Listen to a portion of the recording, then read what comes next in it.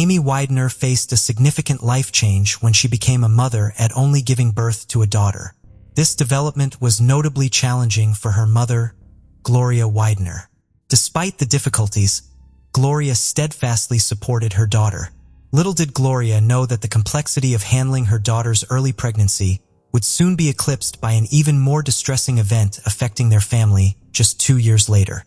Born in 1973, Amy Weidner was part of a large family that included her older brother, John Paul, who was 1 year older than Amy, and 2 younger sisters, Nay and Cassie, who were 1 and 4 years younger respectively.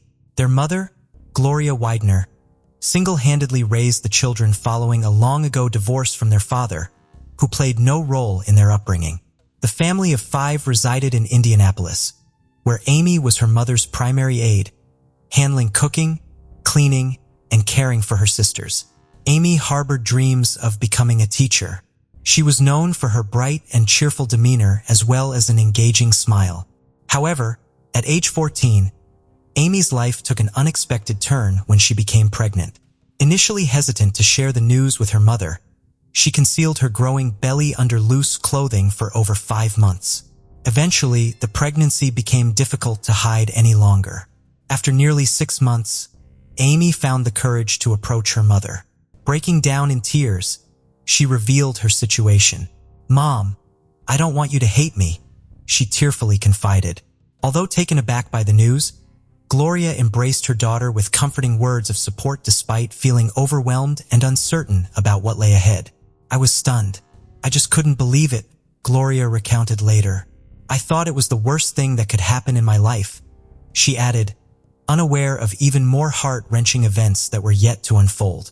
Amy Weidner's baby was fathered by Tony Abba, 20, who was a friend of her elder brother. Their relationship had been a well-kept secret. None of their family members were aware of their intimacy until Amy's pregnancy came to light. Gloria, Amy's mother, swiftly intervened. She prohibited any further contact between Amy and Tony. She insisted that Amy cut ties completely with the father of her unborn child, laying down strict conditions for her daughter's future interactions. Before we dive in, don't forget to subscribe to our new channel, where we uncover captivating and chilling cold cases that will keep you on the edge of your seat. You won't want to miss the twists and turns we have in store. Let's continue. On October 25, 1987, Amy Weidner embraced motherhood by welcoming her daughter Emily into the world. Remarkably, just 6 days after giving birth, Amy resumed her education. Now she juggled the responsibilities of being a new mother. Gloria Weidner, recognizing the importance of education for her daughter's future, provided unwavering support to Amy. She often cared for Emily to facilitate Amy's schooling. Gloria also acknowledged Amy's need for a typical teenage life and allowed her time with friends. Amy's dedication to her studies never waned, even amidst the demands of motherhood. She continued to excel academically, earning praise from her teachers for her diligence and hard work. The Weidner family adapted to the new addition by sharing the responsibilities of caring for Emily. Life seemed to be realigning on a positive path as years passed. Amy successfully navigated her challenges. However, just as they found their footing, a sudden turn of events altered everything. On November 13, 1989, 16-year-old Amy awoke with a severe sore throat and decided to stay home from school with her 2-year-old daughter Emily. When Gloria offered to take Emily to the nanny's house, Amy opted to keep her daughter with her. After the family shared breakfast, they dispersed for the day. Gloria headed to work, and Amy's siblings went off to school, leaving Amy and Emily at home alone. Concerned after no answer from multiple calls made at 9:30 a.m., and again hours later, Gloria asked a neighbor to check in on them. The neighbor's report of an unresponsive and unusually quiet house worried Gloria, so she left work and rushed home. Upon arrival, she found Emily sitting on the stairs. Receiving no answer to her calls for us, Amy prompted her venture upstairs. The scene in Amy's bedroom was tragic and shocking, a moment etched forever in memory. Amy lay lifeless and unclad on her bed, surrounded by a significant amount of blood. In a state of emergency, Gloria immediately dialed 911. Upon arrival, the police commenced a meticulous examination of the Weidner residence. The scene initially suggested an attempted burglary as stereo equipment and a graphic equalizer belonging to Amy's older brother John were missing. Also gone from Amy's room was a simple glass jar piggy bank containing around $50 saved for school. There were no signs of forced entry. The perpetrator might have entered through an unlocked back door or possibly the front door opened by Amy herself. Crucial evidence was found in Amy's room. There was bloody palm print on the bed linen and wall, along with several strands of body and head hair, presumably from the assailant. The medical examiner concluded that Amy Weidner sustained a blow to the head with a sharp object. She was sexually assaulted and ultimately strangled. It's deeply unsettling that Emily, Amy's 2-year-old daughter, could have witnessed these harrowing events. Fortuitously, she was found unharmed. Recognizing any information Emily might provide as potentially valuable, police made efforts to communicate with her, despite her young age of just over 2 years. They used finger puppets to create a more child-friendly environment and gently probed for details she could recall. During this interaction, Emily, energetically moving around, mentioned only that her mother seemed very angry that day. As part of the evidence collection process, police sectioned off and removed the portion of the wall bearing the assailant's bloody palm print. They also gathered the victim's clothing and bed linens from the crime scene to aid their investigation into this tragic case.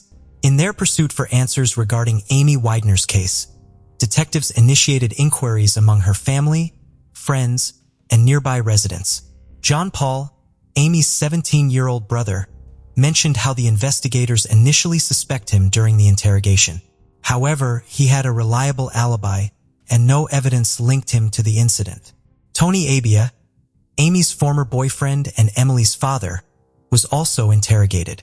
He expressed deep affection for Amy and denied any harmful intentions towards her. Tony had a solid alibi for the day of the crime.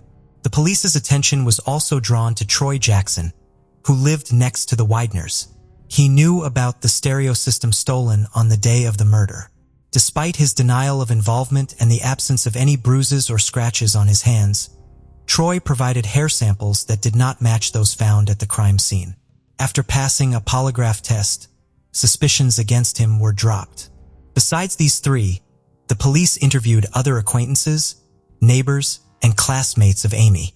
Fingerprints and hair samples were taken from all of them, but none fell under suspicion.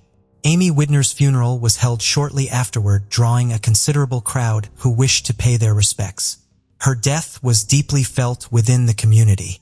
Detectives attended the funeral too, carefully observing the attendees as part of their ongoing investigation. A particularly poignant memory was a cherished photograph of Amy, where she wore her favorite white turtleneck vest with a floral design. It was in this beloved attire that Amy, a young girl whose life was tragically cut short, was laid to rest. In the aftermath of their tragic loss, the Weidner family clung to hope that Amy's killer would be swiftly apprehended and brought to justice. Yet as days turned into weeks and then months, no suspects were identified. Following Amy's passing, Gloria Weidner legally adopted her granddaughter Emily, stepping into the role of motherhood once again. The weight of grief and fear burdened Gloria. She was haunted by thoughts of the perpetrator and worried about her family's safety. She never left her daughters unattended at home and lived in a state of constant anxiety with the assailant still at large. Gloria even considered relocating to a new home for safety reasons. Financial constraints limited their options, leaving them to navigate these challenging times in their current residence. Amy's friends were also deeply affected by the tragedy, consumed by fear that the criminal might target them next. They requested their parents to fortify their homes, even boarding up windows with planks, a precautionary measure against a similar fate. One day, Gloria returned home expecting to find her younger daughters back from school. Upon entering, she was met with an unsettling silence. The house felt unusually empty. She noticed that the girls' outdoor shoes were in their usual spot. A surge of dreadful thoughts raced through her mind, apprehending another calamity with each step towards the upstairs. The distance felt increasingly vast. Standing at the threshold of their bedroom, Gloria steeled herself for what she might find. Upon entering, she discovered, much to her relief, that her daughters had merely fallen asleep. As time went on, Emily, Amy's daughter, matured. She was spared the memories of the tragic events surrounding her biological mother. Emily had no recollection of the police interrogation or being informed of her mother's demise. The detectives periodically revisited the Weidner family, inadvertently causing them to revisit the pain of that dreadful day. Gloria revealed that there came a time when this continual revisiting became too much to bear. She yearned for one thing, for the authorities to allow her family some peace, and to cease reawakening memories that could not bring Amy back. 13 years after Amy Weidner's murder in February 2002, an unexpected development arose in the case. The Indianapolis Police Department received a call from a 29-year-old man claiming to have had a dream where Amy communicated with him about her demise. Although he provided details about the murder, most of this information had already been disclosed in news reports. The police investigated this individual, who was 16 at the time of the incident, and resided across the street from Amy's home. His fingerprints and DNA were examined to determine any potential involvement, but no matches were found, leading to his release. While his call didn't contribute significant evidence, it prompted detectives to re-examine the cold case in February 2002. The investigation re-engaged with some of Amy's friends and acquaintances, particularly those who had encountered legal issues over the intervening years. Despite renewed efforts, the investigation once again reached an impasse, leaving the case unsolved. In 2011, a Facebook group titled Remembering Amy Weir was established by Amy's friends, reigniting interest in her unsolved case. The detective responsible for the cold case, unfamiliar with Facebook, enlisted the help of his colleague, Detective Bill Carter, to print out information from the group. This task piqued Carter's interest in Amy Weir's case. Although his expertise was in non-homicide-related illegal activities, Carter felt compelled to explore the case files of Amy's murder during his free time. Carter delved deep into the 2-decade-old case. He scrutinized every detail in the file, re-examining evidence and reviewing school attendance records from the day of the murder. He also scrutinized the funeral attendance list. He inputted the case details into a database and identified overlooked leads, including several friends of Amy's brother, who had never been interviewed by the police, nor had their DNA been collected. In his pursuit of new leads, Detective Carter reached out to the Weir family and Amy's friends in 2011, seeking names of individuals who might possess information about the case. He initiated DNA collection from persons previously overlooked in the initial 1989 investigation following the crime. The police had canvassed the neighborhood where the Weirs lived and documented residents' names.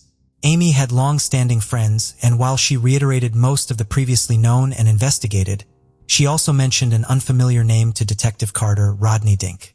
In 2012, Detective Carter received authorization from the Cold Case Unit to formally take on Amy Weidner's case.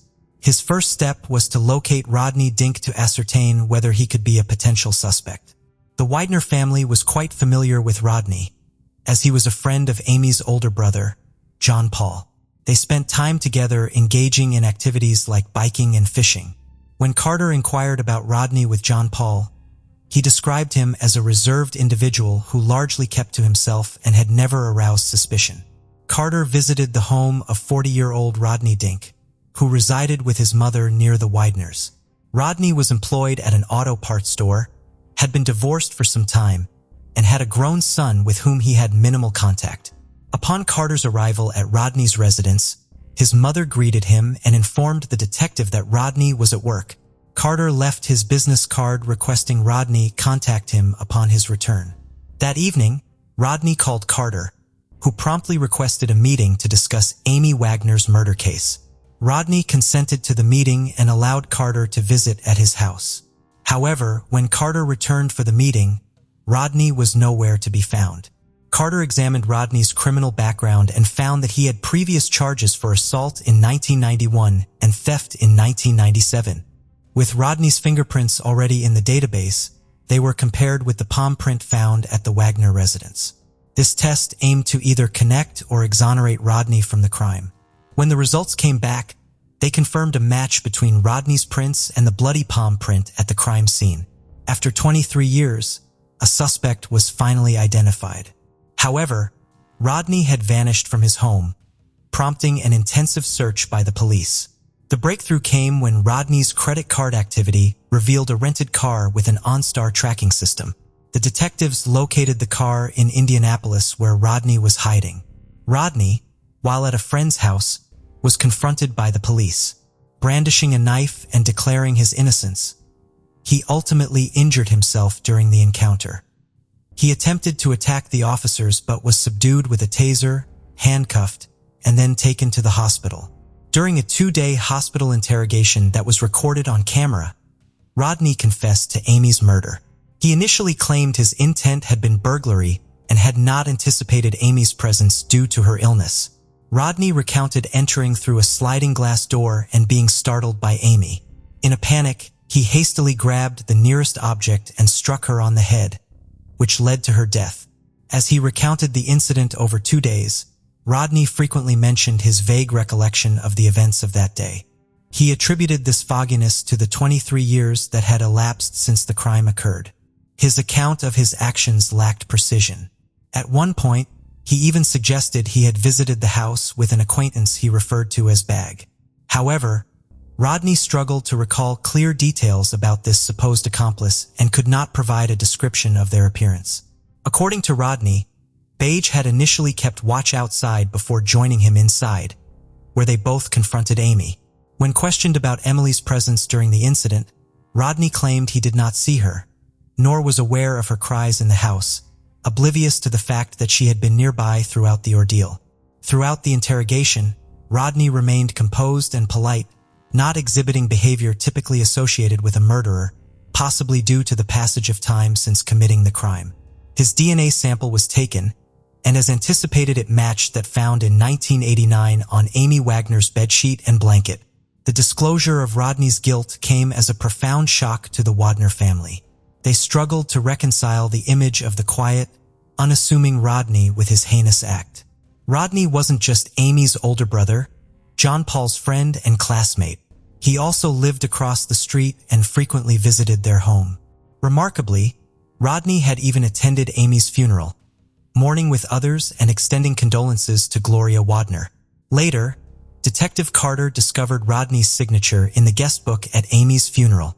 Upon revisiting the case, he found that Rodney's name was first mentioned in February 2003 by Tony Abercrombie, Amy's former boyfriend and Emily's biological father, who pointed out Rodney's regular visits to the Weidner family. Carter deduced that back in 1989, for some unknown reason, Rodney Den had evaded suspicion entirely.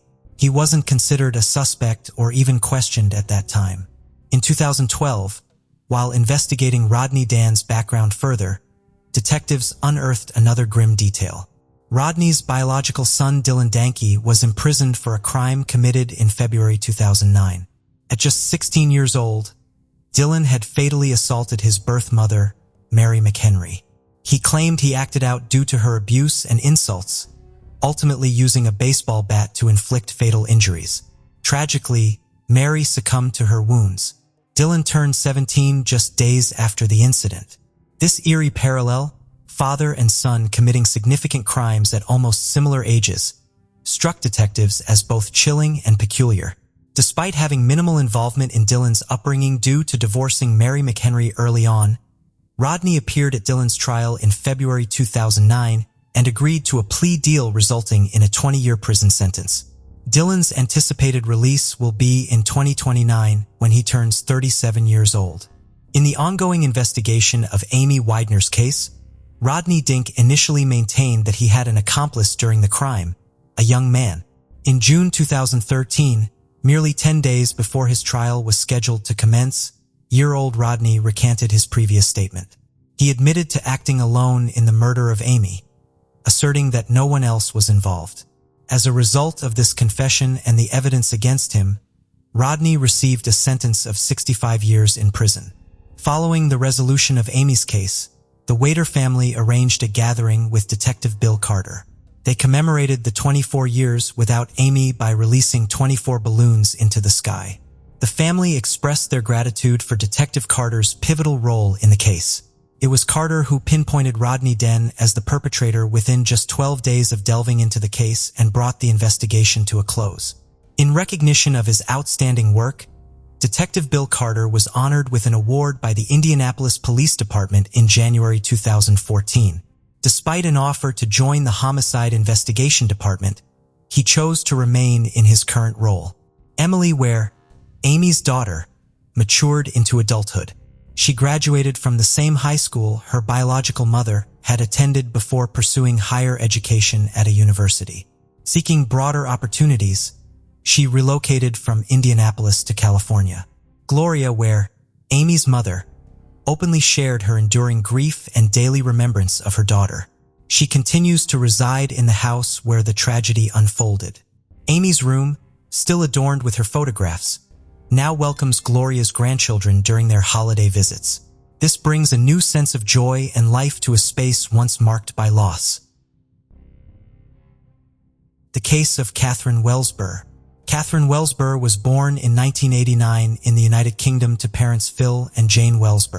She has an older sister named Lynn. In February, Katherine met Rofel Novak, a 31-year-old co-worker, on a university break while working on a new vacuum cleaner production line. Rofel was an immigrant from Poland with a previous marriage and a son, had moved to England 4 years earlier seeking a better life. Rofel and Katherine started dating, initially meeting for lunch at the production site cafe, but soon progressing to romantic dinners. Rofel showered Katherine with gifts, took Katherine to movies, and went on walks with Katherine. As their relationship deepened, Rofel shared his past and reasons for moving to the UK with Katherine. Rodel's trustworthy nature allows her to open up completely to him. Within a few months, Katherine introduced Rodel to her parents, who welcomed him into their family and hoped for Rodel and Katherine's future happiness. Soon, Rethless and Katherine began planning their wedding. Katherine graduated with honors from Bath Spa University in February 2011 and secured a promising job as a business analyst at Pneumatic International, the manufacturer of Henry vacuum cleaners. Her career progressed quickly, helping her have good job opportunities. Katherine is smart, highly educated, and has good interaction skills with others. She shows genuine interest in her co-workers' problems and cares for those around her. Her kind demeanor and radiant smile have earned her the admiration of her colleagues, who view her as a young leader. Katherine's career was advancing swiftly, and her substantial earnings, combined with those of her partner Rofel, allowed them to purchase a spacious home with a terrace in Willow Way.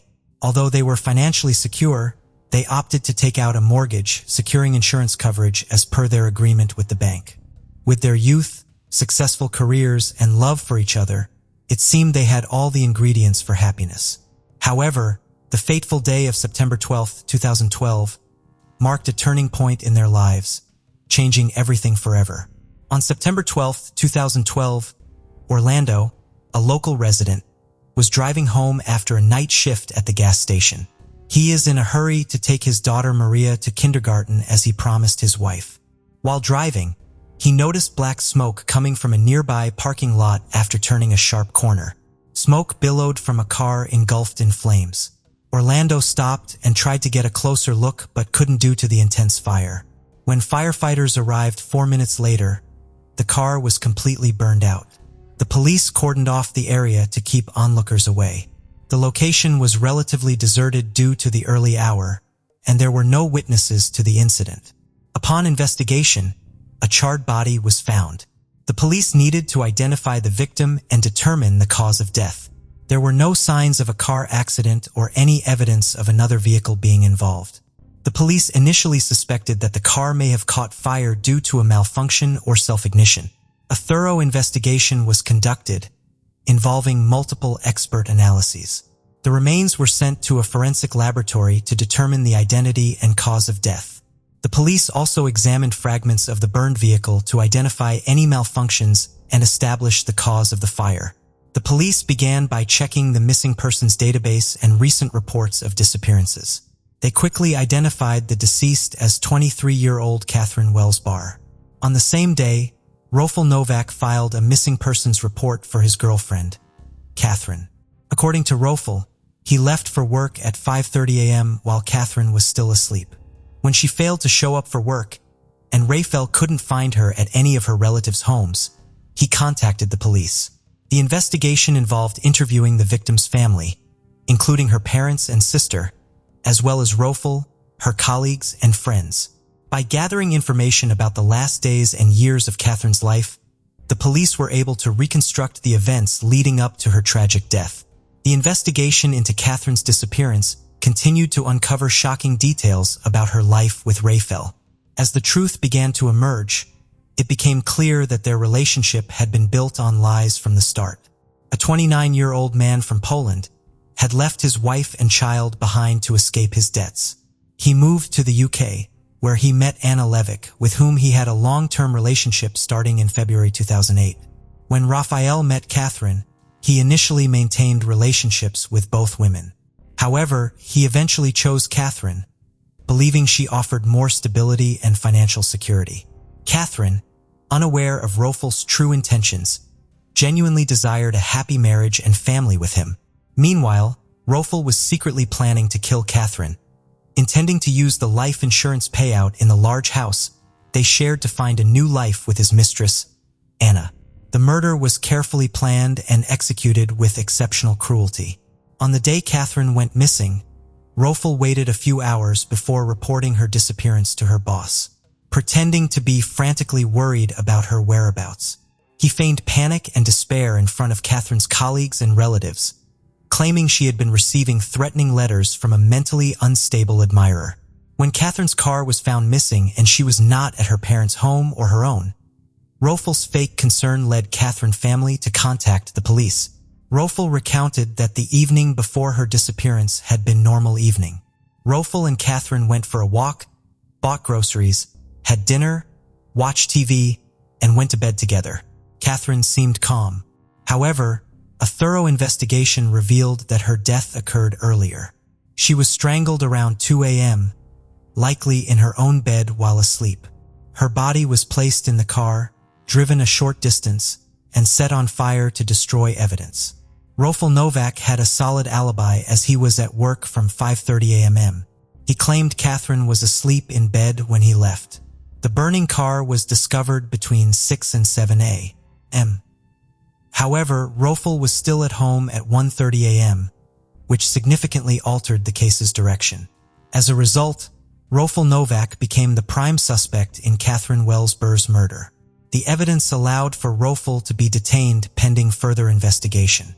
Raphael claimed that Katherine was being stalked, which had caused her significant distress. However, during the investigation, it was discovered that Katherine had a secret online life.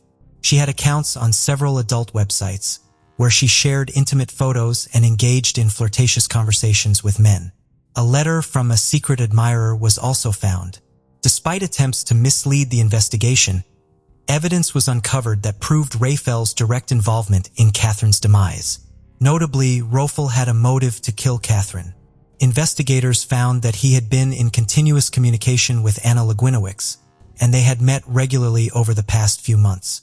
Furthermore, it was discovered that Raphael had a financial motive. Shortly before Katherine's death, they had both taken out life insurance policies worth £123,000. Raphael and Katherine were the sole beneficiaries of each other's policies, meaning they would receive the payouts in the event of the other's death. The main motive behind Katherine's death and the burning of her car to mislead the investigation was found to be a large life insurance payout. On the day she went missing, Katherine sent a message to Anna's phone. Additionally, security cameras showed Anna and her uncle filling a gas can at a gas station a few days before the crime. This new information brought a third person into the investigation. Anna Ladvinovic, 32, and her uncle, Tadeusz Dimitrisen, 38, along with Raphael Novak, are suspected of being accomplices in a premeditated crime and arson to cover up evidence. The crime was carefully planned by them over several months. They created accounts on adult websites, uploaded doctored images of Katherine, and created chats with various men to mislead the investigation. When faced with undeniable evidence, Raphael and Anna couldn't deny their involvement any longer and began blaming each other. Raphael claimed that Anna, driven by jealousy, planned and carried out the crime to eliminate Katherine. In contrast, Anna accused of committing the crime out of greed, seeking to secure the insurance payout for the house. To avoid detection, the conspirators forged much evidence related to Katherine. They created fake profiles about Katherine on dating websites, portraying her as a promiscuous and highly sexual woman. Also, to cover their tracks, the conspirators burned Katherine's body and created a fake story about her. They invented a fictitious lover, and they believed that he might be responsible for Katherine's death. One of the conspirators even sent a text message from Katherine's phone to this fictitious person, suggesting that she was on her way to meet him. However, forensic experts discovered that when the fire broke out, Katherine was only wearing her favorite nightgown, not an appropriate outfit to meet someone. Despite the evidence, Raffel refused to acknowledge his involvement in Katherine's death. Instead, he told Jane, Katherine's mother, that her daughter was receiving threatening emails and text messages from an ex-boyfriend who said if he couldn't have her, no one could. Raffel also claimed that Katherine had spoken of taking her own life.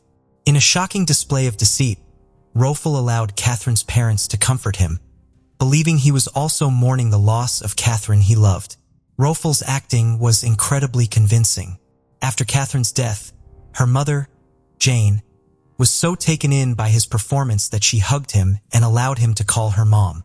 Jane explained that in the early stages of the investigation, the police viewed Raffel more as a witness than a suspect, so she decided to offer him her full support.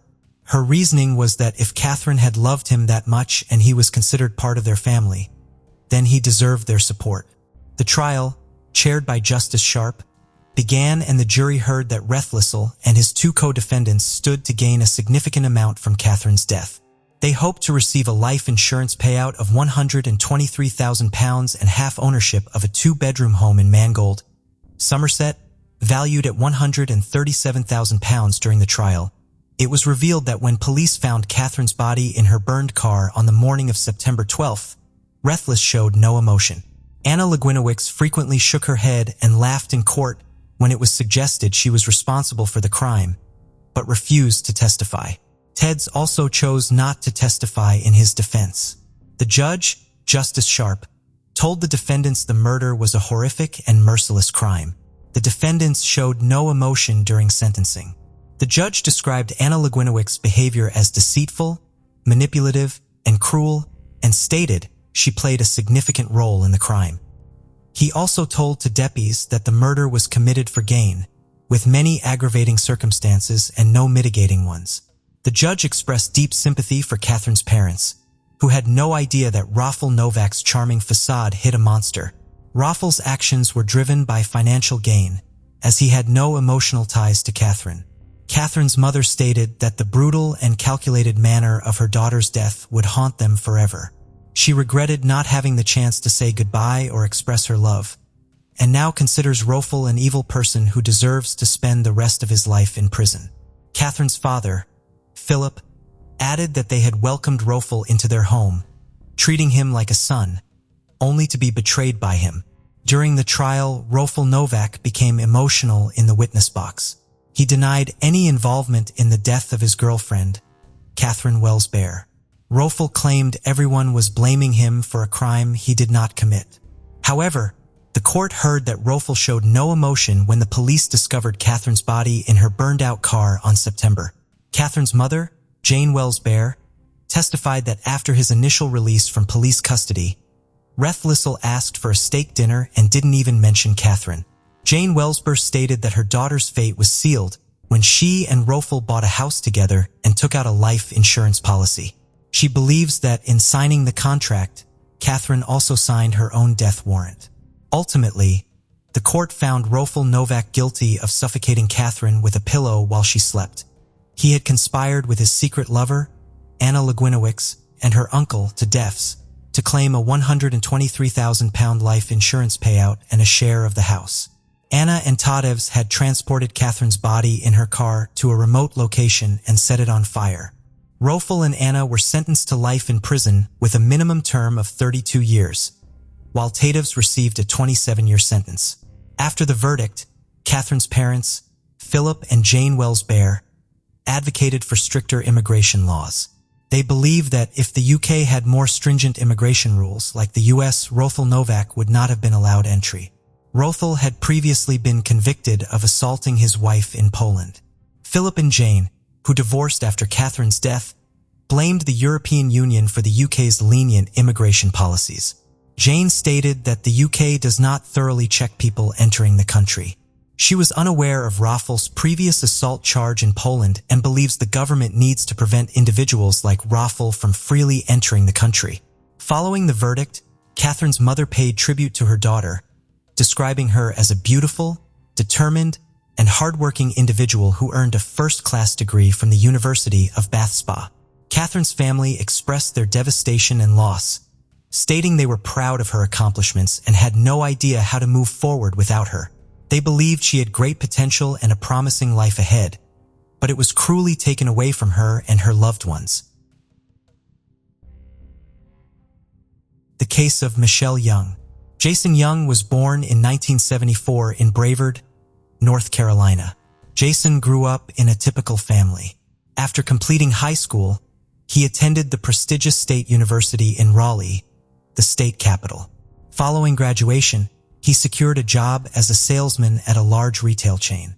Jason proved to be a valuable and reliable employee, but his friends described him as inconsistent and unpredictable in his relationships. With women, he had a reputation for being a womanizer, often changing partners. Michelle Young was born in February 1977 in New York. She was raised in a close-knit family with her younger sister Meredith and their devoted mother Linda.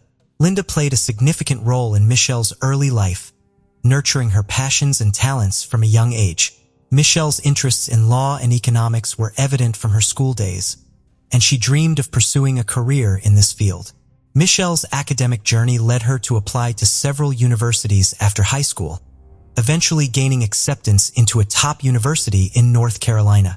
There, she pursued her master's degree in economics. After completing her education, Michelle secured a prestigious job at a leading accounting firm in the state, rapidly establishing herself as a skilled professional. She achieved financial stability, was able to support herself fully. A chance encounter at a bar on Michelle's birthday, when Jason accidentally spilled a cocktail on her, he immediately apologized and offered to buy her another. This kind and thoughtful act caught Michelle's attention, and they began chatting. As they talked, they discovered that they had a lot in common. They both went to the same college, although Jason graduated 3 years earlier. Their casual conversation quickly turned into a romantic relationship, and they began dating. Although they had deep feelings for each other, they had no plans to get married or move in together. At the time, Jason still lived with his parents in Brevard, while Michelle lived in Raleigh. They would see each other on weekends or during Jason's business trips to Raleigh. During one of their meetings, Michelle dropped a bombshell. She was pregnant. This news came as a shock to both of them, as they were not yet ready to become parents. Jason and Michelle were young and focused on their careers, with no immediate plans to start a family. However, when Michelle became pregnant, she decided to keep the baby after some initial hesitation. Jason took a month to come to terms with the situation and then relocated to be closer to Michelle. After a few months, they got married, but it wasn't due to love or the pregnancy. Instead, it was because Michelle lacked health insurance, and the cost of childbirth would have been prohibitively expensive. Marriage provided a solution to this financial burden. Their daughter, Cassidy Elizabeth, was born in the February. Michelle threw herself into domestic life and family responsibilities with the help of her mother and younger sister. Although Michelle's family was wary of Jason, they tried to avoid conflicts and accepted him as part of their family. Later that year, the young family moved into a large house in a quiet neighborhood. Michelle's mother, Linda, came to visit to help with housework and noticed a tense atmosphere in the home. Jason had a bad temper and often started arguments. Michelle tried to downplay these incidents and appear cheerful. However, she confirmed with her mother the true state of their relationship, which seemed ominous. When Cassidy was just 2 years old, Michelle found out she was pregnant again. She was nervous about sharing the news with her husband, but he took it calmly and even seemed happy.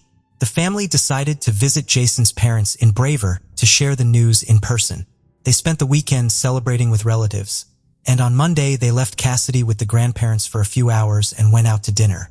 to celebrate the event. As they were driving home, Jason, who was driving, overturned and the car went off the road into a ravine. They were left very frightened with a few scrapes and bruises, but their lives were not in danger. However, Michelle had suffered a miscarriage, so Michelle was very worried. Jason was surprisingly calm about the accident. Before the accident, during a business trip, Jason met an old college friend, Michelle Money. She had the same name as Jason's wife, Michelle. Jason told his wife about it. They decided to invite Michelle Money to visit their home, and she agreed. During her visit, Michelle Money began to complain about her unhappy family life. At the same time, Michelle Money kept complimenting Jason and telling his wife that she was lucky to be pregnant. Michelle was not worried about Michelle Money's behavior, but she genuinely wanted to comfort her friend. Jason and Michelle Money began calling each other every day and secretly meeting each other. Jason always justified his absence with business trips, and his wife could not guess anything. Things got complicated in the February when Michelle found out she was pregnant. Unlike her previous pregnancies, Jason's reaction was unhappy and cold. Michelle attributed his sadness to her previous miscarriage, still not knowing the real reason for his cold behavior. In November, with Michelle 5 months pregnant, Jason embarked on a 300-mile business trip. Michelle, who was pregnant, had a lengthy phone conversation with her best friend, discussing family problems and a heated argument she had with her husband the previous night. After the call, her husband left. Jason embarked on a 300-mile business trip. Around 10 p.m., Jason arrived at a hotel, claiming fatigue from his journey. However, instead of resting, he began to carefully examine the hotel's entrances, exits, and security cameras, planning a way to leave and return undetected. He was creating a solid alibi for a crime he intended to commit. Early the next morning, Jason calls Meredith and asks for her help. He tells her that he wants to surprise his wife with a piece of jewelry for their anniversary, but accidentally sent the order confirmation to their home fax machine. Jason is worried that Michelle will see the gift and ruin the surprise. Even though Meredith doesn't like Jason, she agrees to help him. Meredith arrived at her sister's house, using a secret door in the garage that only family members knew about, and that was always left unlocked. The house was unusually quiet, but Michelle's keys, wallet, and important papers were still in the hallway, suggesting she hadn't left the premises. When Meredith went upstairs, she found the bedroom door wide open, but neither Michelle nor her daughter responded to her calls. When she entered the room, Meredith was met with a horrific scene. Michelle lay on the floor by the bed, her skull fractured and her body surrounded by a large pool of blood. The walls, furniture, and floor were all stained with blood, and tiny footprints were visible next to the body. Sadly, Michelle had been dead for hours. As Meredith rushed to call 911, she heard a faint noise coming from under the bed. When she looked back, she saw Michelle's young daughter, Cassidy, looking at her with a confused expression. Cassidy was unharmed. The little girl had witnessed her mother's brutal death and had spent many hours by her side. A forensic examination of Michelle's body later revealed a series of bruises, abrasions, and broken bones. Her teeth had been broken, and her skull had been fractured by a heavy object. A bloody pillow was found next to her body, with marks suggesting she had been suffocated by the pillow. The murder investigation revealed some crucial facts. First, nothing was stolen from the house, indicating that the killer's sole intention was to murder the Michelle.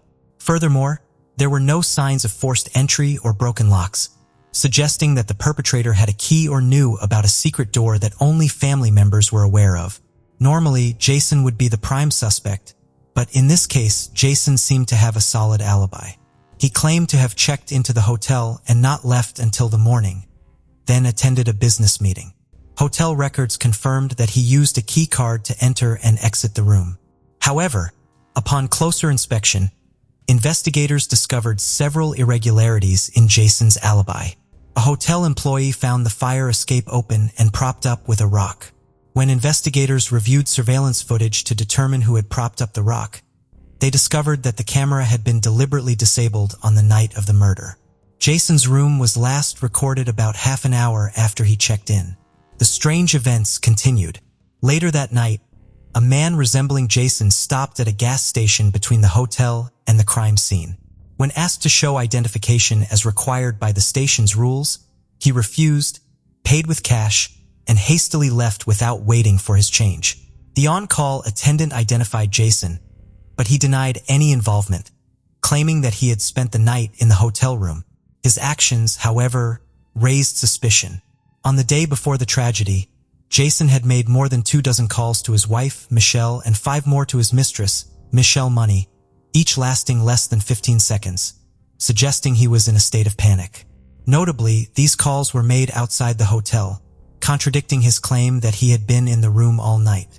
Additionally, Jason was late for a scheduled business meeting with his partners and appeared distracted. While these incidents were suspicious, they did not prove his guilt, so Jason was able to maintain his normal life for nearly 3 years. He even won custody of his young daughter, which was a huge blow to Michelle's family. Jason's case was reopened in 2012 with new evidence. Witnesses reported seeing his distinctive white car near his home on the night of the murders. A child psychologist testified about Jason's daughter, reenacting a disturbing scene with her doll. And Jason's former mistress Michelle Money revealed Jason's mood swings and violent outbursts, and that he had confided in her about his marital woes. This testimony helped convict Jason of brutally assaulting his pregnant wife, and he was sentenced to life in prison without parole. As a result of Jason's actions, his daughter, Cassidy, was left without parents. Her mother was murdered, and her father is in prison for the crime. Cassidy is now being cared for by her aunt and maternal grandparents. The case of Georgina Simons. Georgina, an effervescent and determined escort, inhabited a world steeped in affluence and grandeur. Yet, beneath the veneer of sophistication and splendor, lurked a labyrinth of falsehoods and manipulation, ultimately leading to her premature demise. She was always fascinated with her appearance, and this preoccupation intensified over time. Seeking more space for their family, Georgina, Pete, and Emily found a small terraced house and moved in, enjoying a steady income and financial security. Money was not a concern for them. Pete found success working in the electric vehicle industry, while Georgina, feeling unsatisfied with her 9-to-5 job in the loan industry, sought alternative career paths. She confided in her friends, expressing her belief that the traditional 9-to-5 workday was not a good fit for her. Eventually, Georgina began supplementing her income by working as a burlesque dancer in a bar and later for an escort service. Both roles appealed to her due to the attention they provided. However, it was during her tenure at the agency that her life took a significant turn. In May 2012, at the age of 20, Georgina crossed paths with Peter Morgan, then 49, a well-to-do real estate developer who lived near where she resided. Peter led a life of affluence, happily married to Helen and a devoted father to their 2 children. His wealth originated from a multi-million-pound property portfolio, which notably included a stately windmill situated on a sprawling 300-acre estate that he shared with his parents and brother. Peter's childhood was marked by early exposure to farming equipment and machinery. By the age of 10, he had become adept at operating tractors and motorcycles. Opting out of formal education, he remained within the family business until the age of 34, indulging in a lifestyle where money was of little concern. Peter acknowledged a singular lapse in judgment, an encounter with a sex worker in Amsterdam, but otherwise maintained his dedication to his marriage. However, a perceived midlife crisis in his 40s led him to use technology such as smartphones to engage with sex workers through escort agencies. In his own words, Peter appreciated the transactional nature of his encounters, describing the appeal of being able to have sex, shake hands, and leave. However, everything shifted when he crossed paths with Georgina. She stood out from the others, unexpectedly captivating Peter's heart. Before Georgina, Peter had been frequently visiting different sex workers, with the encounters becoming weekly over time. While overseeing the renovation of a lighthouse for his real estate ventures, Peter showered Georgina with lavish gifts, including a Range Rover worth over $112,000 and an $11,000 shopping spree. He even paid her $1,000 for a single night together. Georgina enjoyed the attention and luxurious lifestyle, but exclusivity in her relationship with Pete remained elusive. She continued to see other clients while maintaining a romantic relationship with Pete. Unlike her arrangement with Peter Morgan, he harbored deep resentment towards Georgina's involvement with other individuals despite their lack of romantic commitment. By 2015, he had persuaded Georgina to work exclusively as his personal escort, providing her with monthly payments ranging from $7,000 to $10,000. During this time, Peter was overseeing the renovation of his Grade 2 listed castle, including Castle Bungalow, a cottage on its grounds where Georgina relocated as part of their arrangement. She resided in the cottage over time. Peter confided in Georgina about his emotions and aspirations for the future. He decided to end his 22-year marriage to Helen, ensuring her financial stability while allowing Georgina to retain occupancy of the cottage. This turn of events left Pete's former partner and father of their daughter devastated, feeling as though he had lost the woman he loved. In August 2015, the couple embarked on a trip to Africa. Yet Pete couldn't shake the feeling of Georgina slipping away from him. The thought of her being with other men, particularly someone as affluent as Peter Morgan, plunged him into a deep depression. Despite understanding Peter's ability to provide Georgina with a lavish lifestyle that made a strong impression on her, Pete felt powerless in comparison to Peter's wealth. Pete's mother, Lynn, reflected on this time, noting that at this point, Pete was happy to be with her, and he earned enough money for them both to have a good life and do what they wanted. She thought he put up with a lot as she never knew anything else was going on. Morgan occupied a significant place in his life.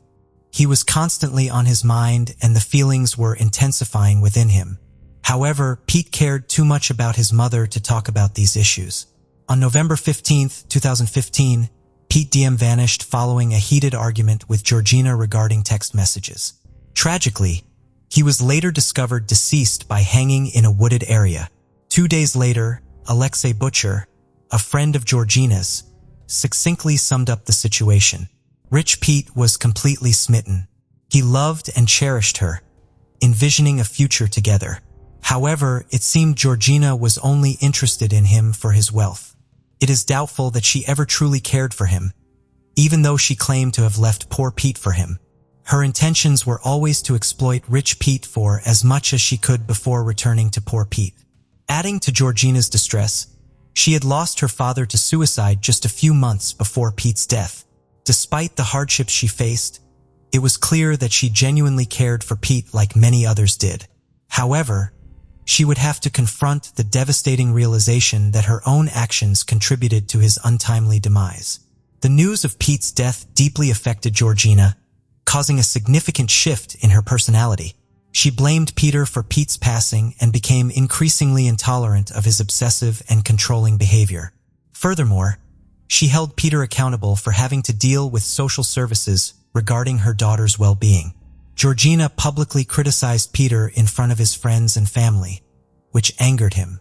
Peter was frustrated that even with Pete gone, he could not have Georgina entirely to himself.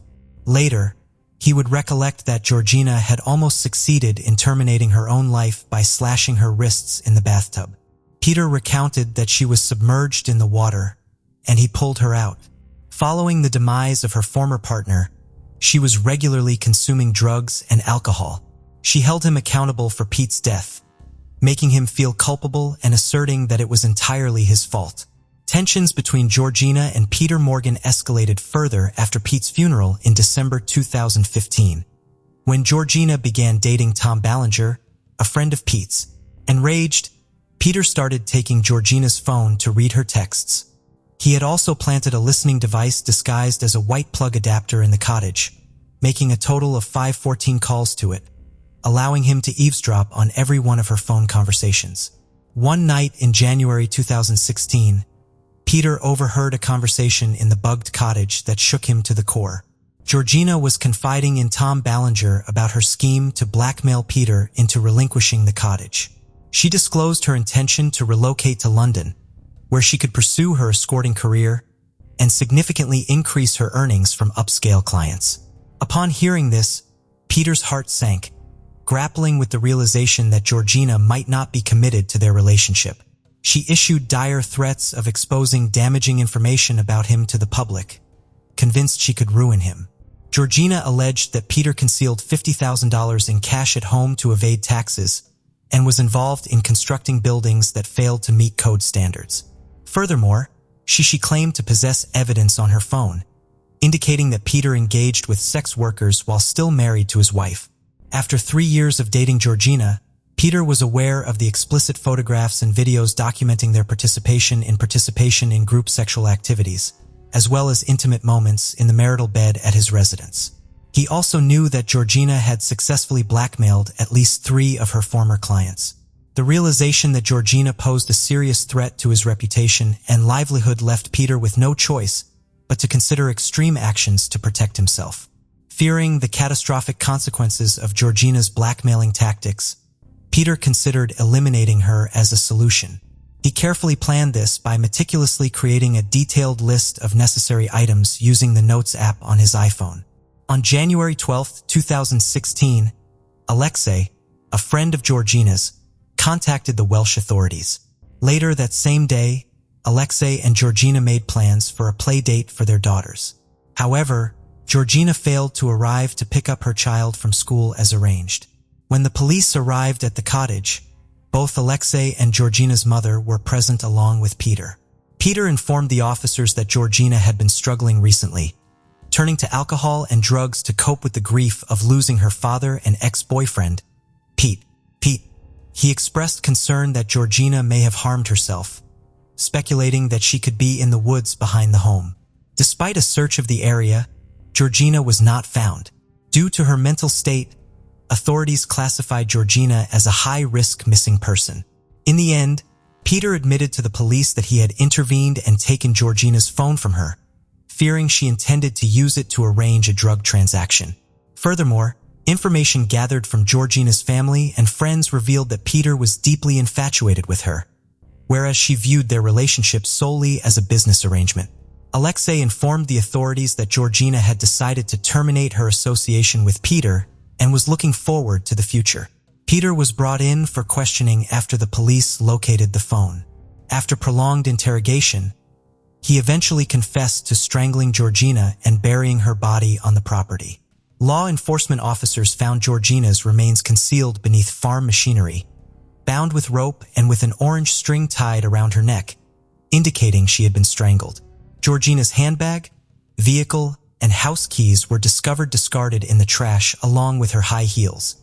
Additionally, the police uncovered Peter's listening device, which he claimed he had installed to ensure Georgina's safety. However, call logs for Peter revealed that the listening device had been utilized 514 times between 2015 and February 2016. Ultimately, Peter justified his purchase of the listening device by claiming he believed Georgina was exploiting him. He alleged that he had overheard Georgina discussing plans to blackmail him into surrendering the cottage. Peter carefully compiled a shopping list on his phone as a reminder of the items he needed to purchase, which included a polytarp, a handle, snips, string, tape gloves, a plug, and a bag, tools later used in Georgina's murder. Furthermore, the police obtained footage from the farm's security system that captured Peter's arrival and exit from the vehicle, as well as the concealment of Georgina's body. The authorities speculated that Peter was unaware that his wife had installed the cameras after his departure on January 14, 2016. Peter was formally charged with murder, and his trial began on November 28, 2016. During the trial, he pleaded not guilty.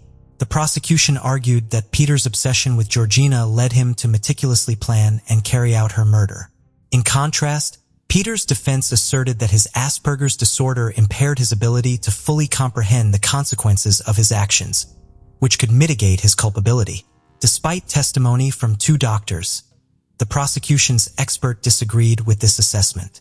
Ultimately, the jury found Peter guilty of murder on December 21st, and he received a life sentence with the possibility of parole after 25 years. In October 2017, Peter filed an appeal against his conviction and imprisonment. However, the appeal was dismissed in March 2018. The unexpected death of Georgina deeply hurt her family and friends, plunging them into deep grief.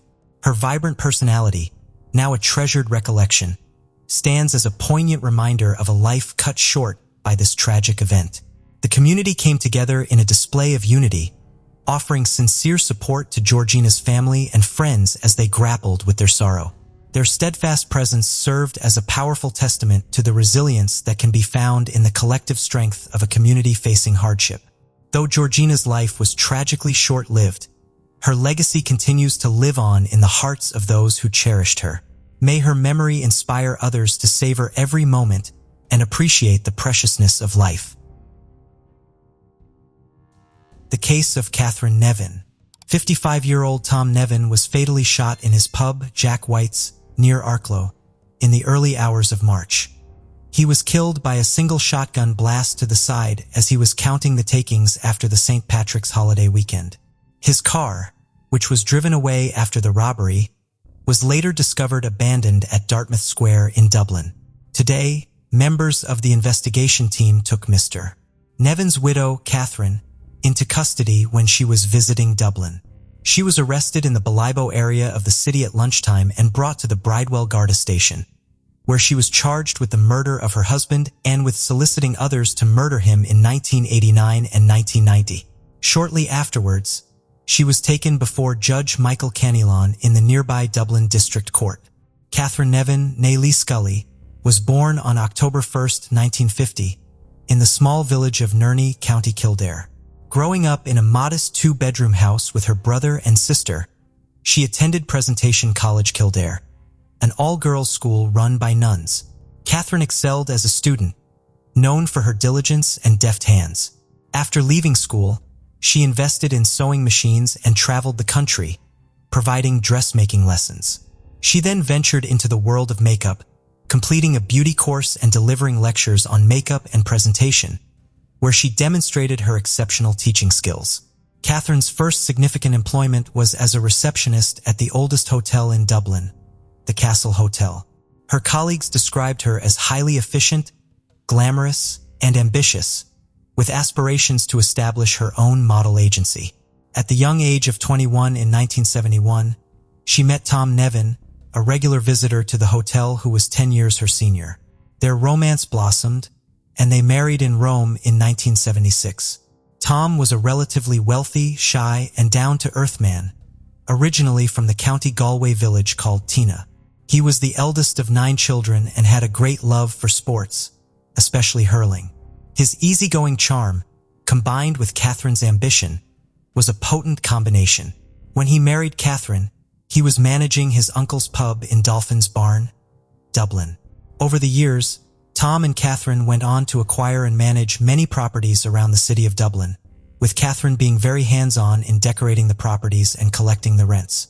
In March 1986, Tom and Katherine decided to purchase Jack White's pub in Britas Bay, County Wicklow, which is the setting for our story. They worked tirelessly, keeping the pub open from 8:30 a.m. until late at night. Britas Bay is a 4-kilometer stretch of beach on the Irish seacoast, and the beach and associated dunes are highly popular with Dubliners, being one of the most frequented beaches by residents of the capital during the summer. Acquiring Jack White's pub and restaurant was a very lucrative move for the Nevans. However, this is where Katherine's true nature emerged, and her marriage began to deteriorate.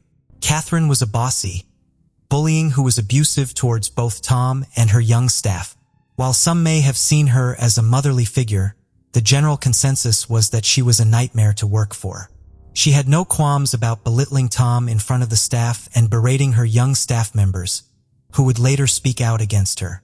An example of her pettiness was told by one staff member, where one night after closing, the staff and Tom were sitting around chatting and having a laugh. When Katherine came into the bar, she didn't like what she saw and confiscated the staff's tip jar, which was so petty and spiteful. Tom was affectionately known to the staff as Daddy. He was a gentle giant, standing at 6 feet 3 inches tall, and was caring and quiet. The staff loved him, and he would go out of his way to help any of them.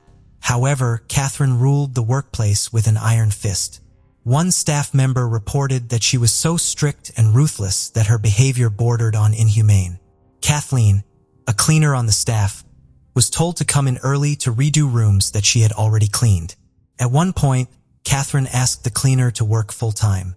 And when the cleaner refused, Katherine retaliated by contacting the social welfare officers and reporting that Kathleen had refused full-time work, thereby making her ineligible for government assistance.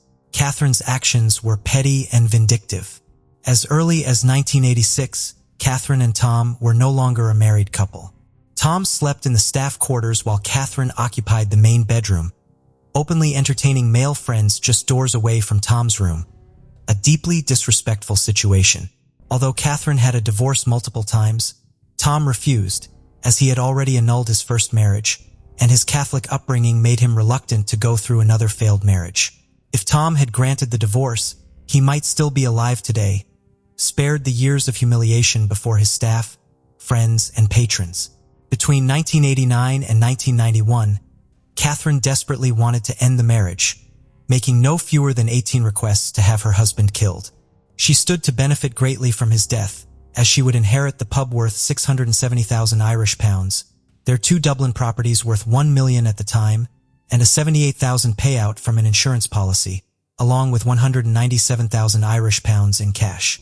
Katherine was not only all I've said above, but she was also a bit of a gore, as we would call her here in Ireland. She had men left, right, and center with no shame, and she loved men in high-profile jobs. If someone high-profile visited Jack White's, she would fall over herself, as she was a bit of a sex kitten and used her sexuality to her advantage with short skirts, low tops, and high heels.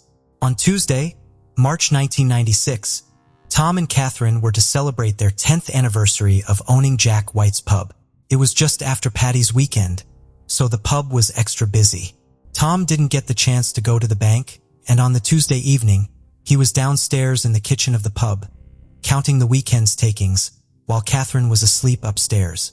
According to Katherine, she was awoken by someone pressing her face into a pillow, and a man was shouting, "Jewelry, kill you," with a knife in his hand. Katherine was then tied up by her attacker. After a while, she heard 2 vehicles speeding away. She managed to get to a panic button, and the guard arrived around 4:30 a.m. They found Tom slumped on the kitchen floor in a pool of blood with a gunshot to his chest, still wearing his glasses and a pen in his hand. He was surely dead. A sum of 13,000 Irish pounds, equivalent to 16,500 euro today, was stolen, along with Tom's car, which would later be found in Dublin City, abandoned. It looked like a robbery gone wrong. But despite Katherine's story, there were no signs of a 4th entry, and the phone cards had not been pulled out of the walls, but 2 were off the hook.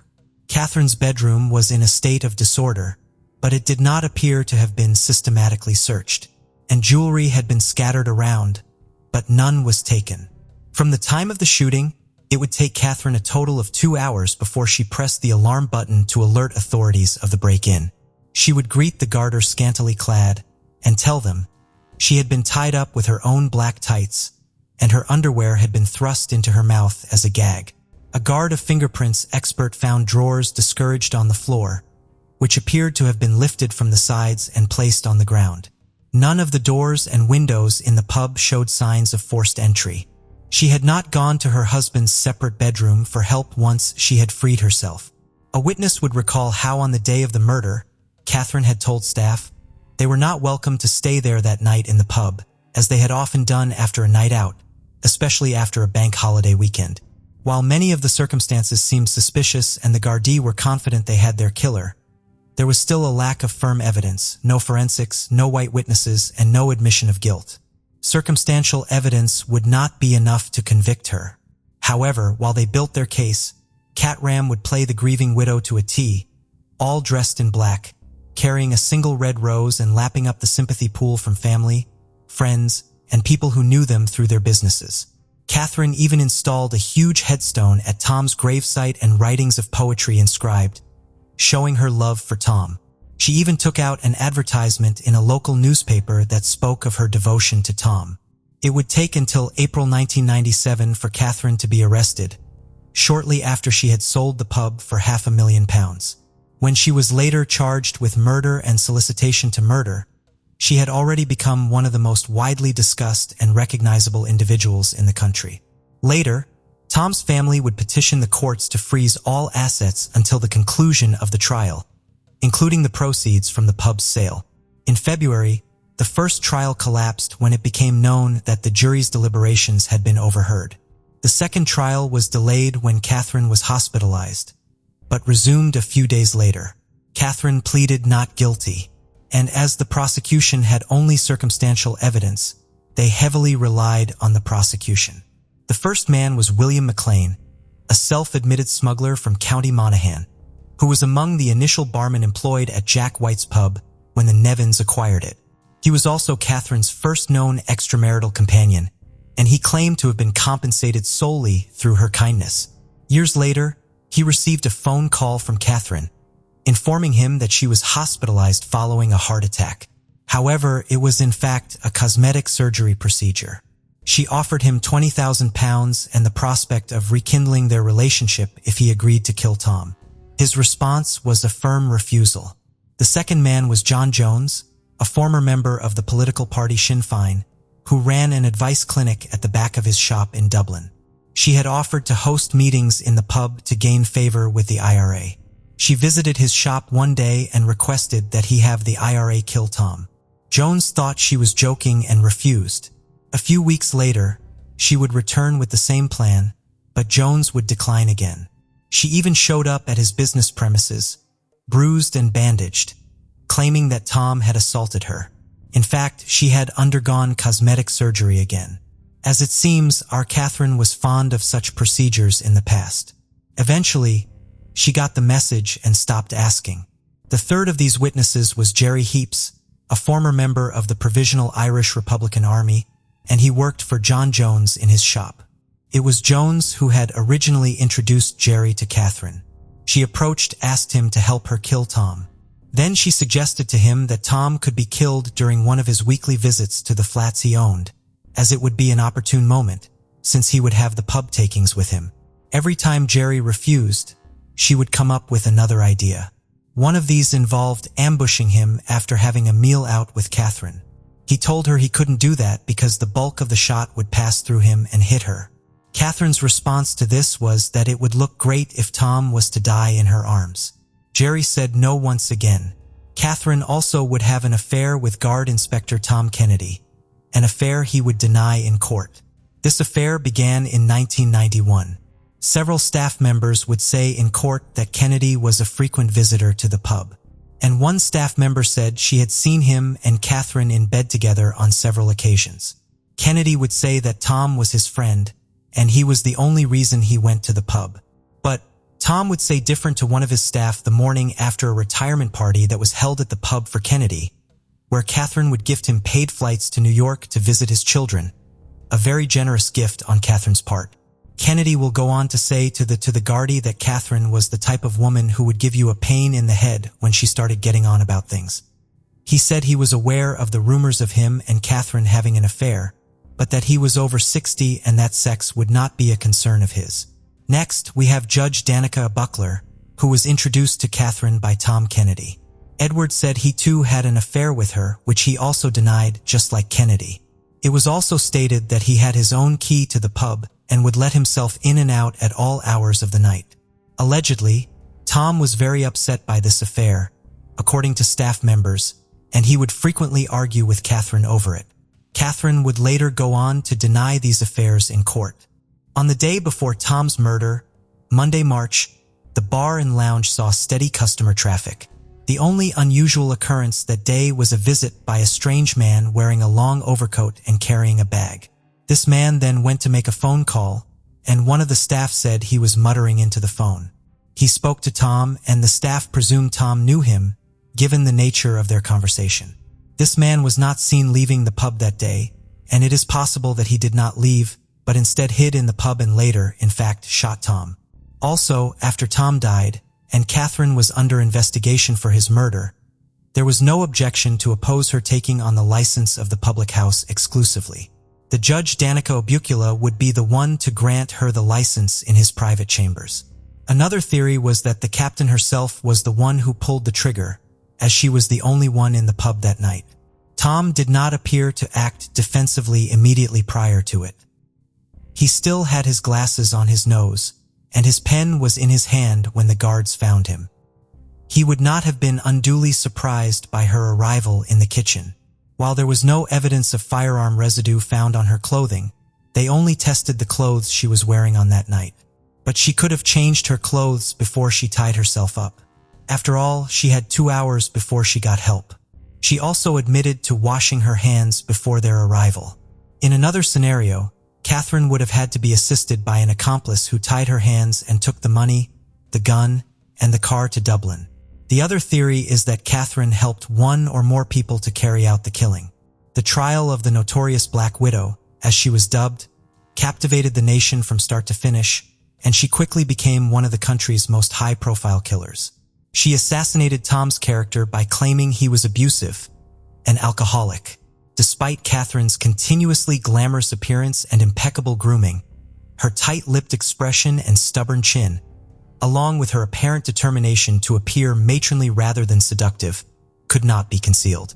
Her appearance was part of the extensive web of lies she had constructed to shield herself. The media reported on Katherine's appearance, from her clothes, her hair, and makeup, and even down to her nail polish. In court, it became such a problem that Judge Carl put a ban on the press reporting on her appearance. After a gripping 42-day trial, the jury of 6 men and 6 women deliberated for a record 5 days before she was found guilty in April 2000 for paying a hitman to murder her husband and for soliciting 3 men to do the same. She received life in prison. 3 years later, Katherine was back in court, trying to get her case overturned.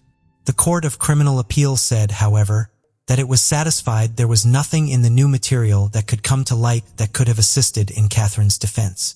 And so it was dismissed. In 2010, she had another miscarriage of justice appeal dismissed. In 2014, she was denied in her bid to appeal her murder conviction to the Supreme Court. Tom had not made a will, and Katherine and he never had any children, so she was to inherit everything. Tom's mother had effectively frozen Tom's estate, including the proceeds from the sale of the pub. The application of probate by Katherine was still pending on the results of the trial. And when she was found guilty, she lost any claim to the estate. Tom's mother had also initiated legal proceedings to try and have her disinherited.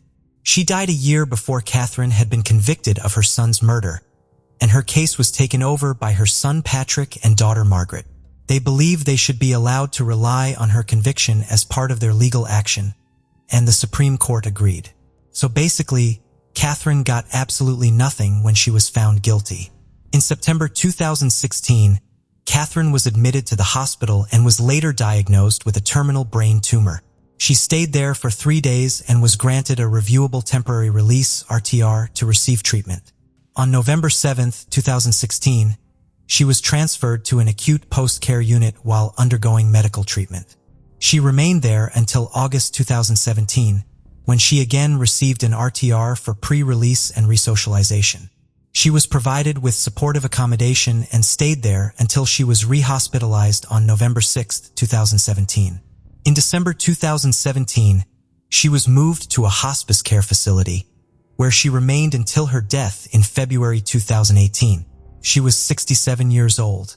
Katherine protected her innocence until the end. Despite being convicted of murder by a jury, she insisted that this was not conclusive proof of her guilt. Additionally, she never revealed who had assisted her in killing Tom. The case of Georgia Williams. Shropshire, England witnessed a tragic tale of a vibrant young woman, Georgia Williams, whose promising life was cruelly cut short, leaving a profound impact on the community. Georgia Williams was born on September 17, 1995 in Telford, Shropshire, England. Growing up in a tight-knit family with her parents, Lynette and Steve Williams, alongside her older sister Scarlett, Georgia's upbringing was filled with love and support from a young age. Georgia exhibited a compassionate nature, always eager to lend a helping hand and ensure the happiness of those around her. However, this admirable quality would eventually become a vulnerability. Despite facing bullying during her middle school years, Georgia's transition to high school marked a significant turning point. She found herself embraced by a circle of friends, becoming a popular and beloved figure within the school community. Her compassionate nature and leadership skills were evident as she ascended to the role of head girl. Alongside her academic pursuits, Georgia pursued her passion for service by training as an air cadet, nurturing dreams of serving as an RAF paramedic in the future. Upon reaching 17 years old, Georgia secured a position at a local petrol station, where she quickly established rapport with her colleagues. Among them was Jamie Reynolds, a 22-year-old man who seemed withdrawn and disconnected from the group. Moved by her compassionate nature, Georgia extended a hand of friendship to Jamie, determined to help alleviate his sense of isolation through her efforts. Jamie gradually integrated into the social circle of their workplace, participating in group activities and forging connections with his colleagues. As time passed, Jamie found himself developing affection for Georgia, recognizing her as the only person who had shown him kindness and believed in his potential. Filled with hope, he began to consider the possibility that Georgia might reciprocate his feelings. Encouraged by this belief, Jamie gathered the courage to express his sentiments to Georgia, conveying his desire to pursue a romantic relationship with her, even envisioning the prospect of becoming her boyfriend. However, Georgia, aware of Jamie's emotions, politely declined his romantic advances. She conveyed her reluctance to engage in a romantic relationship and emphasized her commitment to preserving their friendship. Despite his disappointment over Georgia's lack of romantic interest, Jamie appeared to accept her decision and made efforts to maintain their friendship. Yet, beneath the surface, a concerning obsession and ominous fantasy began to take hold within him. During a shift together at the petrol station, Jamie confided in Georgia about his dissatisfaction with his current situation, expressing a desire to leave his job at the petrol station and pursue his passion. Jamie hinted that he was interested in forging a career aligned with his interests, and he was eager for Georgia's support. Eager to assist, Georgia engaged him in a conversation to explore his hobbies and passions, and she learned about Jamie's interest in photography. Georgia seized the opportunity to encourage him to pursue it as a potential career path. Enthusiastic about the idea, Jamie requested Georgia's assistance in creating a professional portfolio and proposed that she be his first model. Honoring her commitment to their friendship, Georgia agreed to assist, and together they scheduled a photo shoot for Sunday, May 26, 2013. The arrangement involved Georgia and a few mutual friends gathering at Jamie's parental home for the photo shoot. As Sunday approached, Georgia found herself torn between conflicting commitments, with her family hosting a barbecue and her long unseen grandparents attending. Georgia contemplated canceling the photo shoot at the last minute. However, mindful of Jamie's reliance on her, and unwilling to disappoint him, Georgia ultimately resolved to honor her commitment. Assuring her family that she would only be a brief 5-minute drive away from Jamie's residence, Georgia planned to swiftly capture a few photographs before rejoining her family. In doing so, she aimed to fulfill her obligations to both her friend and her family, ensuring that neither party would be let down. On that specific day, Georgia quickly got ready, styling her hair and applying makeup before putting on jeans and a leather jacket as she left home at 7:30 p.m. Her father complimented her, remarking on her beauty and comparing her appearance to Sandy from the movie Grease. With her family expecting her to return promptly, Georgia set out on her journey. However, as the hours passed without her arrival, concern began to grow among her loved ones. Initially, her mother dismissed the delay, assuming Georgia had become absorbed in the photo shoot or socializing with friends. Sending a text to inquire about the conclusion of the photo shoot, her mother received a response from Georgia, indicating that the photo shoot had ended some time ago and that she was spending time with friends, implying she might return home late. Unperturbed by the exchange, Georgia's mother interpreted the text as routine, observing the customary trio of kissy face emojis that often punctuated her daughter's messages. Given Georgia's responsible character, her mother harbored no suspicions of any trouble. As the night passed, Georgia's parents went to bed, expecting her to return home by morning. However, when they woke up the next day, their concern grew as Georgia was still absent. At 6:30 a.m., her mother texted her, asking for an explanation for her prolonged absence. It wasn't until 7:30 a.m. that a response came, stating that Georgia had stayed at a friend's house and her phone's battery was running low. She assured her mother that if she didn't respond further, it was because her phone was about to shut down. Unbeknownst to Georgia's mother, these messages were not written by her daughter, raising concerns as the situation became increasingly ominous. On May 27th, Georgia's parents expected her to return home after a music festival. However, when she did not arrive, they assumed she had gone directly to the festival from her friend's house. Nevertheless, they expected her back the next morning, as she had been eagerly anticipating her first driving lesson scheduled for that day. As the night wore on without Georgia's return, her parents grew increasingly anxious, waiting up late into the night.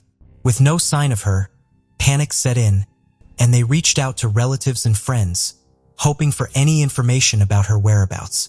Yet, despite their efforts, no one had seen or heard from Georgia in days, deepening their concern and uncertainty. When Georgia failed to arrive and drive home the following morning for her eagerly anticipated driving lesson, her family took immediate action, reporting her disappearance to the police. Desperate for answers, they provided authorities with all the information they could gather. However, their knowledge was limited to Georgia's attendance at a photo shoot at Jamie Reynolds' residence, with no further details about her whereabouts or companions after that point. In response, the police launched an investigation focusing their attention on Jamie Reynolds. What they uncovered about him was deeply unsettling, revealing disturbing details that raised further concerns about Georgia's safety. In February 2008, Jamie had been involved in an incident where he attempted to strangle a teenage girl. Despite the seriousness of the situation, law enforcement opted for a cautionary approach, issuing Jamie a warning and allowing him to avoid facing charges. However, when authorities stumbled upon this troubling episode in Jamie's past, their suspicions intensified, with Jamie emerging as the prime suspect in Georgia Williams' disappearance. Police wasted no time in paying him a visit, arriving at his residence. Encountering silence upon knocking on the door, they resorted to forced entry, combing through the premises, but finding no trace of Jamie. Thus, a frenzied manhunt ensued, as authorities intensified their efforts to track down the elusive suspect. After thorough inquiries at the petrol station, it became evident that none of their co-workers had encountered Jamie or Georgia. Their absence from their shifts raised significant alarms, as they had deviated from their usual routine. Although Jamie's parents were unreachable due to their vacation, they provided authorities with crucial information regarding the registration of Jamie's van. Had with this vital lead, police across Shropshire promptly disseminated alerts to law enforcement agencies nationwide, urging them to be on high alert for Jamie's van. Before long, the authorities tracked down Jamie in Glasgow, Scotland, a staggering 200 miles from his home. His sudden departure from the country sent shockwaves, which served as a glaring indicator of suspicious behavior. On May 30th, the Glasgow police apprehended Jamie Reynolds at a modest hotel. Acting on suspicions of kidnapping, they took him into custody without delay, and he faced immediate interrogation regarding Georgia's whereabouts. However, Jamie maintained ignorance of her location, offering no helpful insights to the investigators. Subsequently, he was escorted back to Shropshire for further questioning, as Georgia's loved ones anxiously awaited updates. They received disheartening news regarding the investigation's progress. The grim outlook devastated the family, amplifying their anguish, with Jamie now detained as the primary suspect. Law enforcement seized the opportunity to search his residence thoroughly for any pertinent evidence. During the search, authorities stumbled upon a camera containing an SD card. However, their hopes of uncovering vital clues were dashed when they discovered that all files had been systematically deleted, leaving investigators to grapple with another frustrating setback. The camera underwent forensic examination at the police station, where experts diligently worked to retrieve the deleted files. Upon successful recovery, the retrieved data delivered a chilling conclusion to the investigation. Among the recovered files were several images captured on the day of the photo shoot, offering a haunting glimpse into Georgia's final moments. The initial photographs depicted Georgia in seemingly ordinary poses at the outset of the photo shoot, confirming her presence at Jamie's residence that fateful day. Despite her outward appearance of contentment and compliance, It was evident that Georgia remained unaware of the sinister intentions lurking beneath Jamie's facade. Tragically, she unwittingly walked into a perilous situation, unaware of the impending danger that ultimately befell her. As the authorities sifted through the images, the tone grew increasingly grim and unsettling. Subsequent photographs revealed a harrowing sequence of events, portraying a distraught Georgia stripped of her clothes, standing atop a red recycling bin, her hand seemingly bound behind her with a hanging rope ominously overhead. Tragically, the footage captured Jamie Reynolds' heinous act as he callously filmed Georgia's final moments, depicting her futile struggle for breath. Shockingly, he proceeded to engage in despicable acts of necrophilia, violating her lifeless body in various rooms of the house, including his parents' bed, to compound the horror.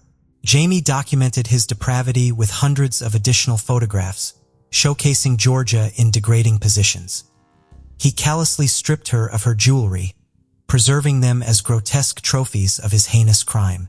The police relentlessly scoured Jamie's residence, unearthing a staggering collection of 16,800 graphic photographs and 72 distressing videos.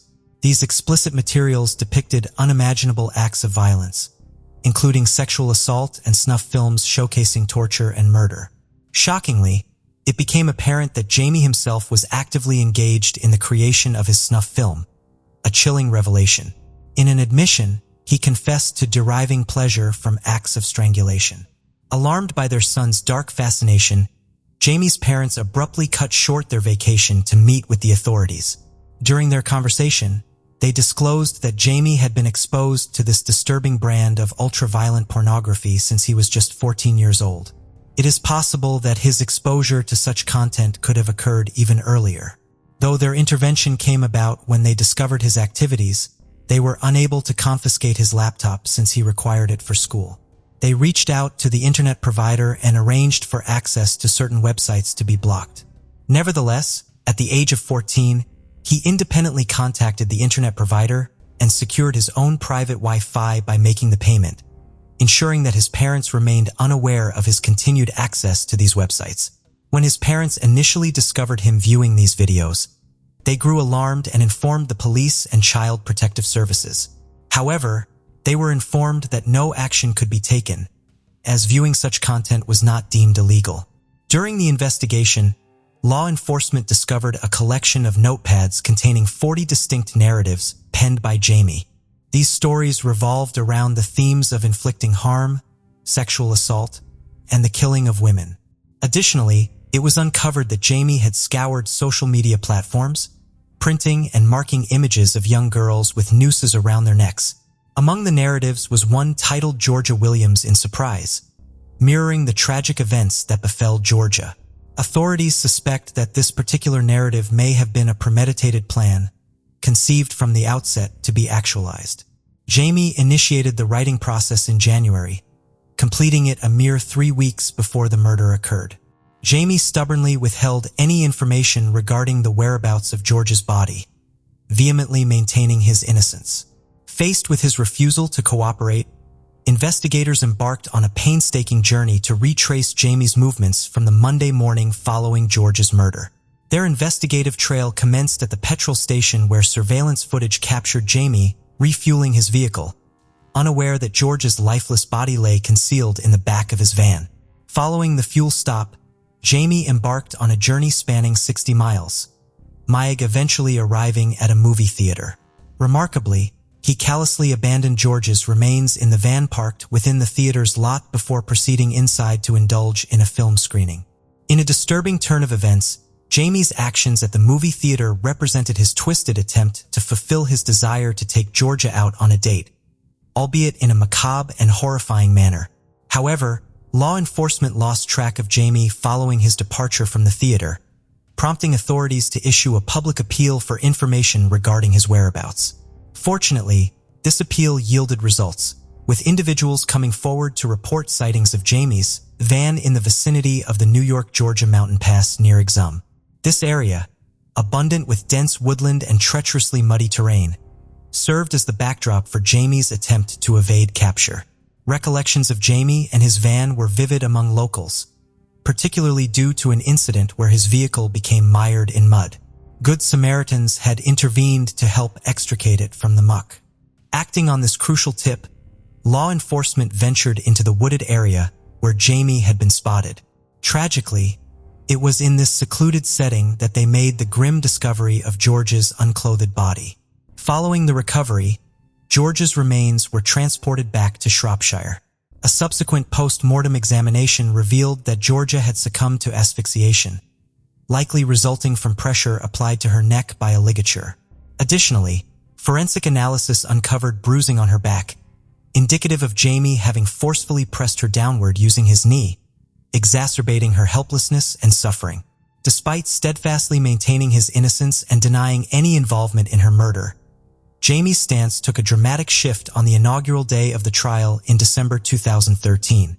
Without warning, he opted to rise and plead guilty to all charges leveled against him. In a poignant moment, George's father addressed the court, articulating the enduring anguish he and his wife bore from the haunting image of their daughter's lifeless body, lying in the solemn confines of the hospital's chapel of rest, an indelible scar etched upon their souls for eternity. Throughout the trial, revelations surfaced regarding Jamie's prior brushes with the law. In February 2008, he had attracted police attention, receiving what the judge deemed a final warning, following an unsettling incident involving the confinement of another 1-year-old girl in his residence, a harrowing precursor to the tragedy that befell Georgia in February 2011. He found himself under scrutiny once more after an incident where he recklessly reversed his car into that of a girl who rebuffed his romantic advances. Although the case was eventually closed, the judge, Mr. Justice Wilkie, did not mince words, labeling Jamie a sexual deviant and expressing grave concerns about his potential to escalate and become a dangerous serial offender.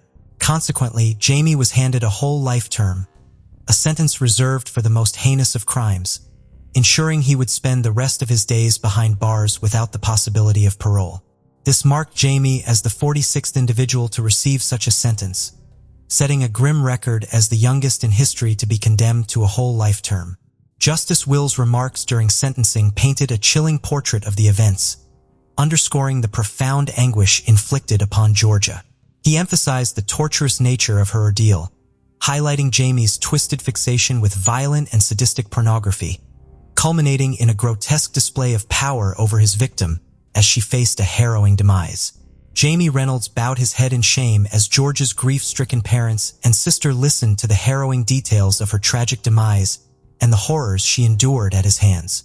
The courtroom was filled with unbearable tension as the jury was confronted with the gruesome images depicting Georgia's final moments, prompting her devastated family to flee in anguish.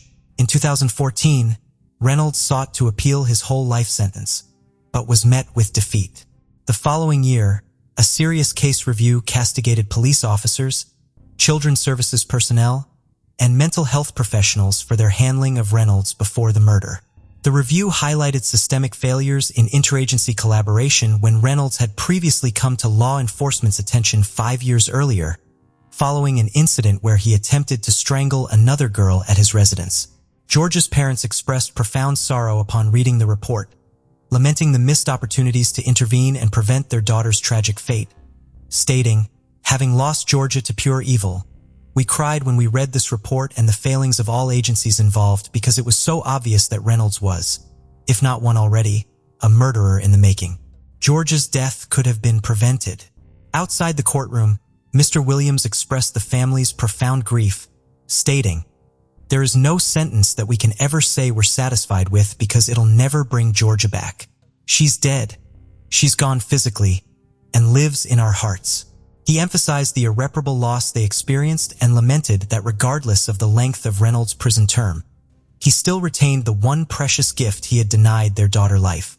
Jamie Reynolds continues to serve his sentence in prison to this day. Georgia's mother, Lynette, has since penned their journey of grief in her book, Our Georgia, which delves into the family's profound sense of betrayal stemming from the failures that allowed Reynolds, with his disturbing fixation on snuff movies, to roam free and ultimately commit murder. Described as a powerful and moving memoir, the book serves as both a tribute to Georgia's memory and a poignant exploration of the aftermath of her tragic death.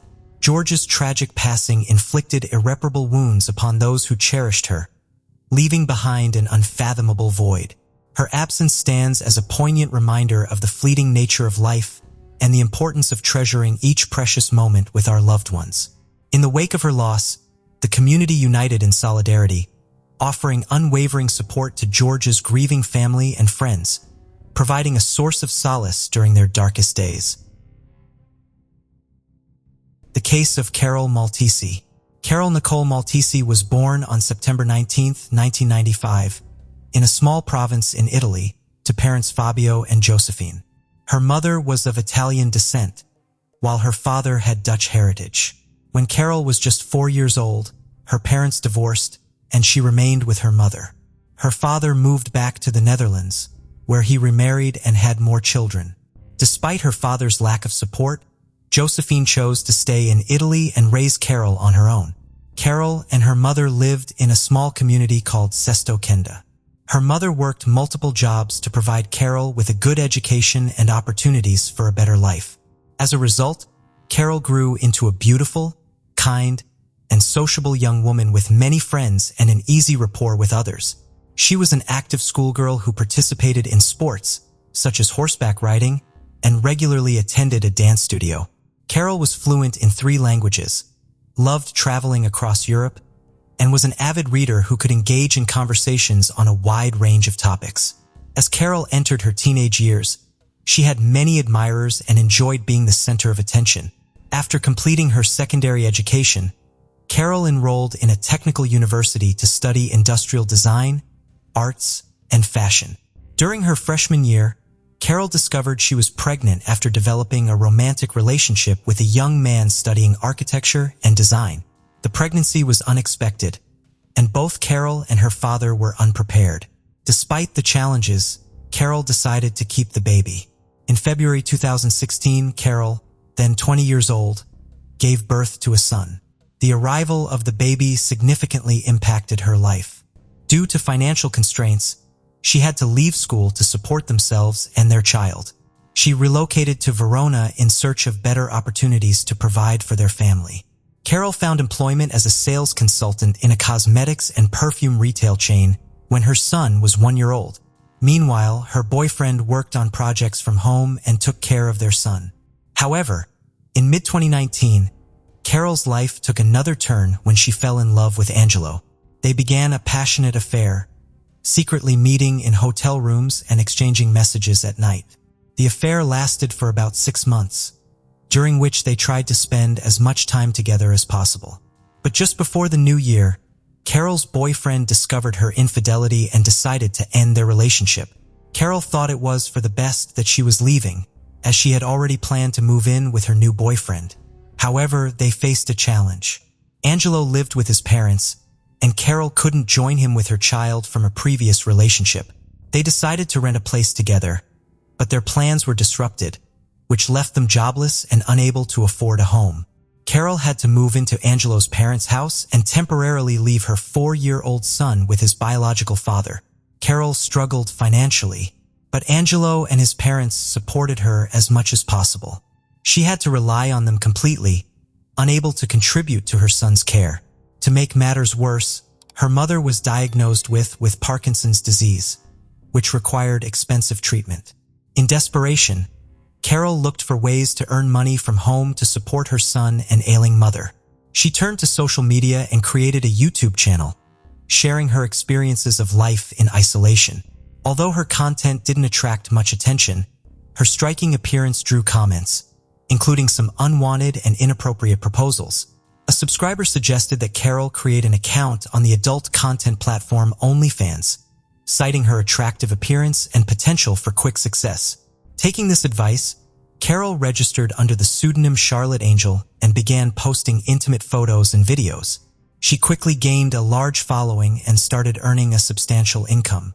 As time went on, Carol's content became more explicit and bold and was appreciated by her fans. However, she keeps her work a secret from her boyfriend and relatives. This secrecy was short-lived because an acquaintance of hers discovered her account about 6 months later. Although Carol tried to justify her work as an art form that gave her financial security and personal fulfillment, her acquaintances did not accept it. Friends and acquaintances gradually distanced themselves from her, believing that her work was immoral and fearing that association with her would damage their reputations. Carol saw this reaction as prejudice and remained confident that she would achieve success and wealth as an adult film star. Carol's newfound popularity attracted the attention of adult film studios, and several directors approached her with offers to star in their productions. She soon accepted the invitation and participated in group photo sessions. Unbeknownst to her, her activities went unnoticed, and her boyfriend, Angelo, was shocked to discover that she was not working remotely as a designer as she had claimed she would. He felt lost and didn't know how to react because he had no plans to end their relationship. However, when Angelo's parents learned of Carol's profession, they urged him to end the relationship immediately, fearing she would bring shame to their family. At that time, Carol achieved financial stability thanks to her popular OnlyFans account and increasing salaries from film directors. In interviews, she expressed her intention to eventually complete her education and pursue a career in design or modeling. However, she increasingly loved her current job and was completely immersed in it.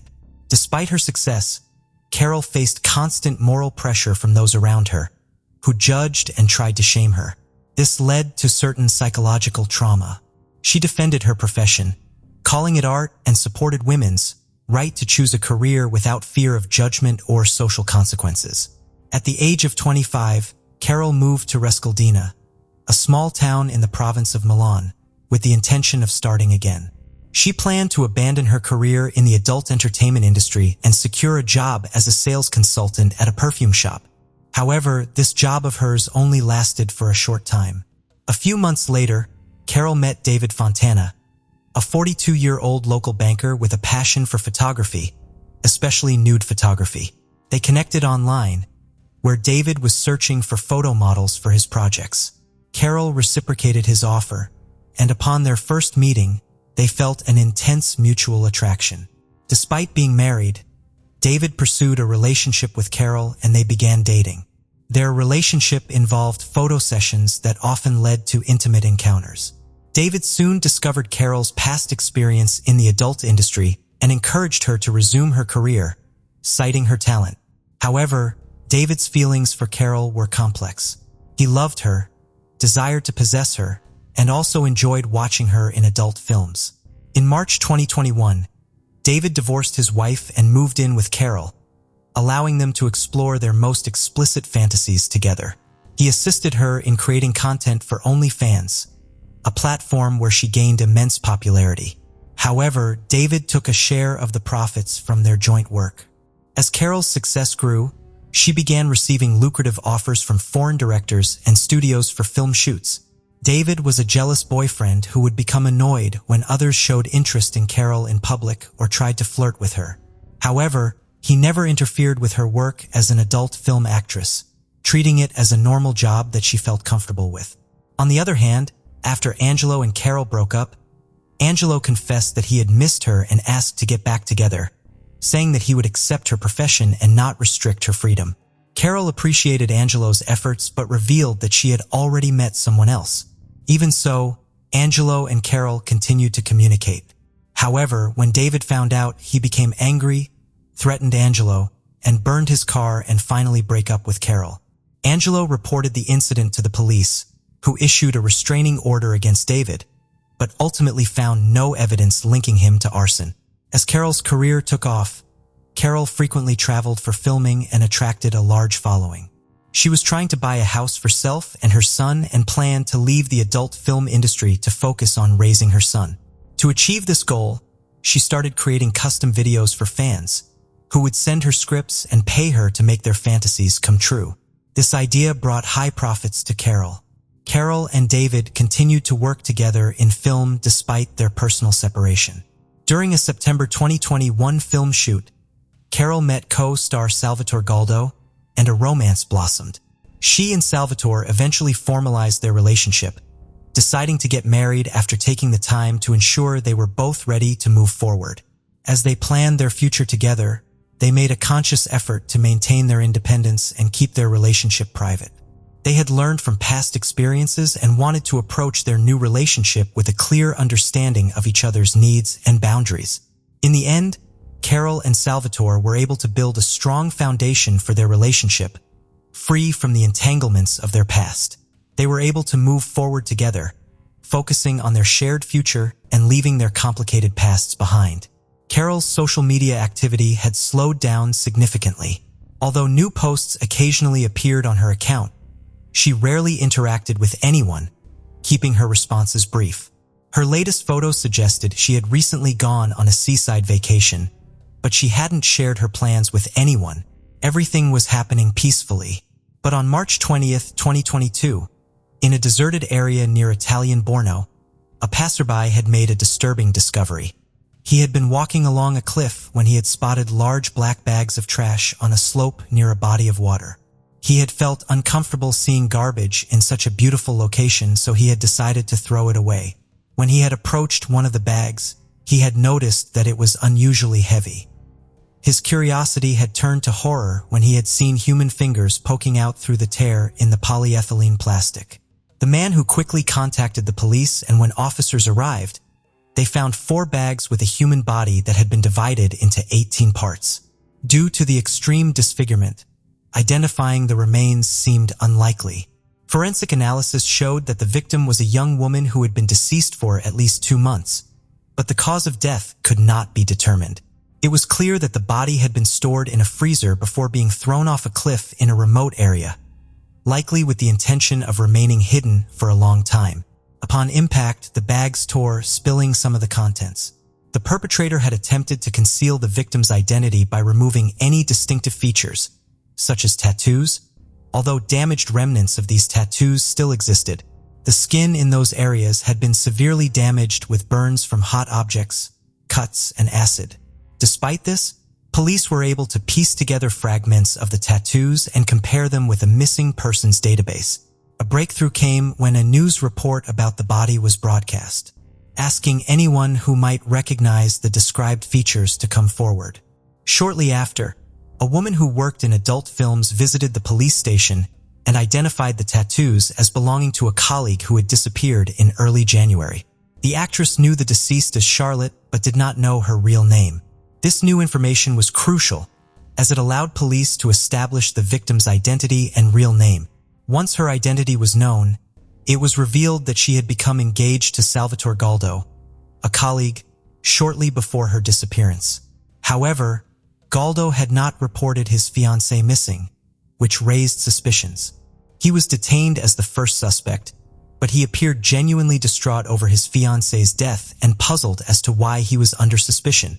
According to Salvatore, he had been in regular contact with his fiancée through messaging apps and social media, and he had proof of their correspondence. He claimed that Carol had caught sick and was self-isolating, which is why he hadn't visited her. When asked why he hadn't called to check on her, he said he had spoken with David Fontana, who lived nearby and had promised to care for her. Although Salvatore's story was unclear and unconvincing, his testimony led police to a second suspect who needed to be questioned. However, before police could search for David, he appeared at the station to report a missing person. This was a surprising turn of events. David had not been following the news and did not expect the body to be found so quickly. When he learned that Carol's body had been discovered and identified, he became worried. But when Salvatore was arrested, David realized the police would likely find him, as he had communicated with Salvatore by phone and fabricated a story about taking care of Carol while she had sick. When questioned, David appeared nervous and gave conflicting accounts of his relationship with Carol.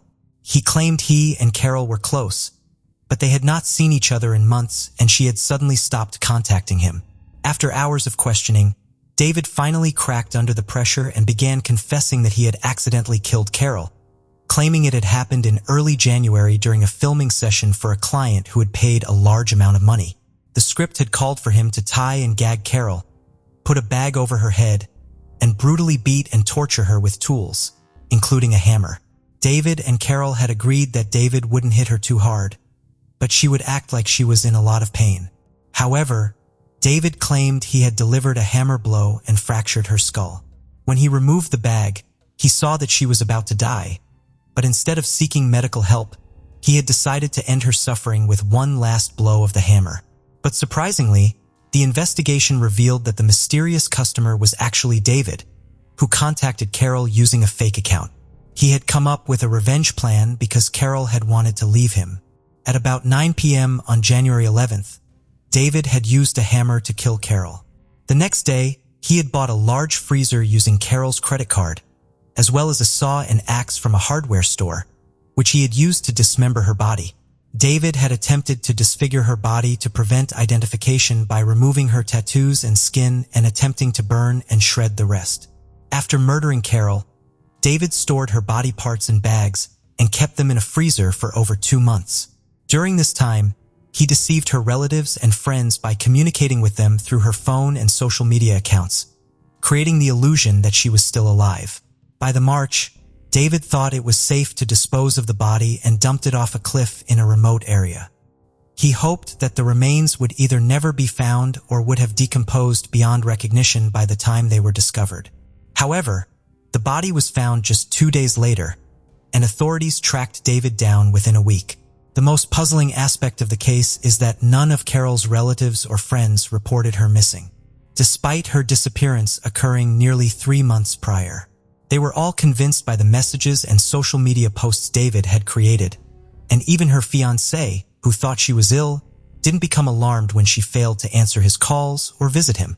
If someone had raised the alarm, David would have been tracked immediately through the signal from Carol's phone, which he had kept with him the entire time. At the trial, David expressed remorse and claimed he loved Carol, stating that her death was unintentional. He also said he had planned to end his own life after her death, unable to cope with the grief. Although this statement seemed implausible, the defense maintained that the incident was an unintentional act of violence. On June 12, 2023, David was found guilty of manslaughter. He was sentenced to 30 years in prison and ordered to pay compensation to Carol's son, Carol's mother, and the father of Carol's child, totaling €350,000. Notably, the court did not consider the manner of the killing to be cruel, and the dismemberment of the body was not deemed an aggravating factor. As a result, David may be eligible for parole in the future. The case of Karina Vetrano. The story of Karina Vetrano is both horrifying and baffling. Firstly, nothing seemed amiss on the day of the fateful event. The attack occurred in broad daylight in a fairly populated area. Secondly, her death has critical aspects to it. Thirdly, the investigation and sentencing of the perpetrator raised many questions. On Tuesday, August 2, 2016, Karina arranged to meet her father after work to spend time together. Since Miss Vetrano had moved away, family gatherings had become rare because everyone was busy with their own matters. In addition to her commitments, she was balancing 2 jobs. Philip picked up his daughter and took her home. There, the family shared their impressions of the past week. When Karina was about to leave, she asked if her father wanted to go jogging with her, as they often did, covering several miles together. Her father replied that he couldn't this time, due to severe back pain that nothing seemed to alleviate. Perhaps he needed a new prescription, or maybe it was just the change in weather. Mr. Vetrano offered to call a cab for Karina due to his discomfort and inability to join her run. However, the weather was beautiful. The heat had abated, and there was a fresh scent in the air. Hence, Karina declined his offer. She was training for the upcoming marathon. The young woman had recently broken up with her boyfriend and wanted to distract herself. A jog would clearly do her good. That evening was the last time her parents saw their youngest daughter. At 5:45 p.m., she left the house for a jog.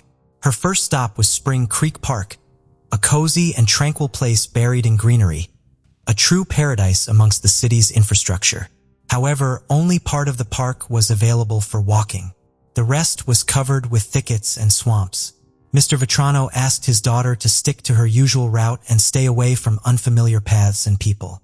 Unfortunately, Karina ignored his advice in search of solitude.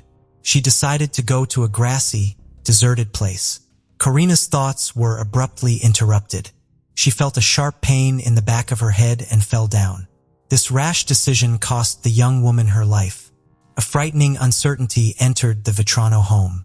It had been 2 hours since they had said goodbye to their youngest daughter.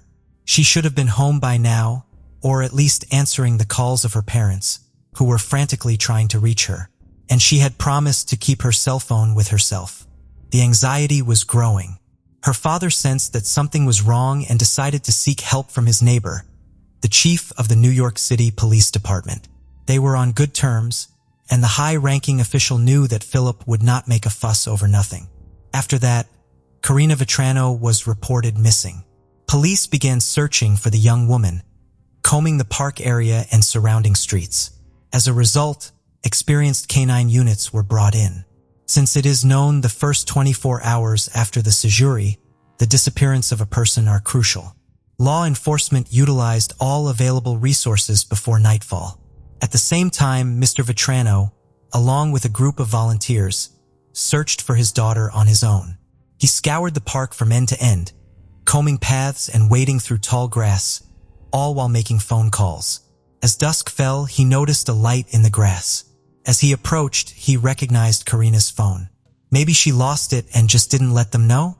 Philip approached, headed toward police officers, deciding to continue picking his way through the thicket, stepping into the grass.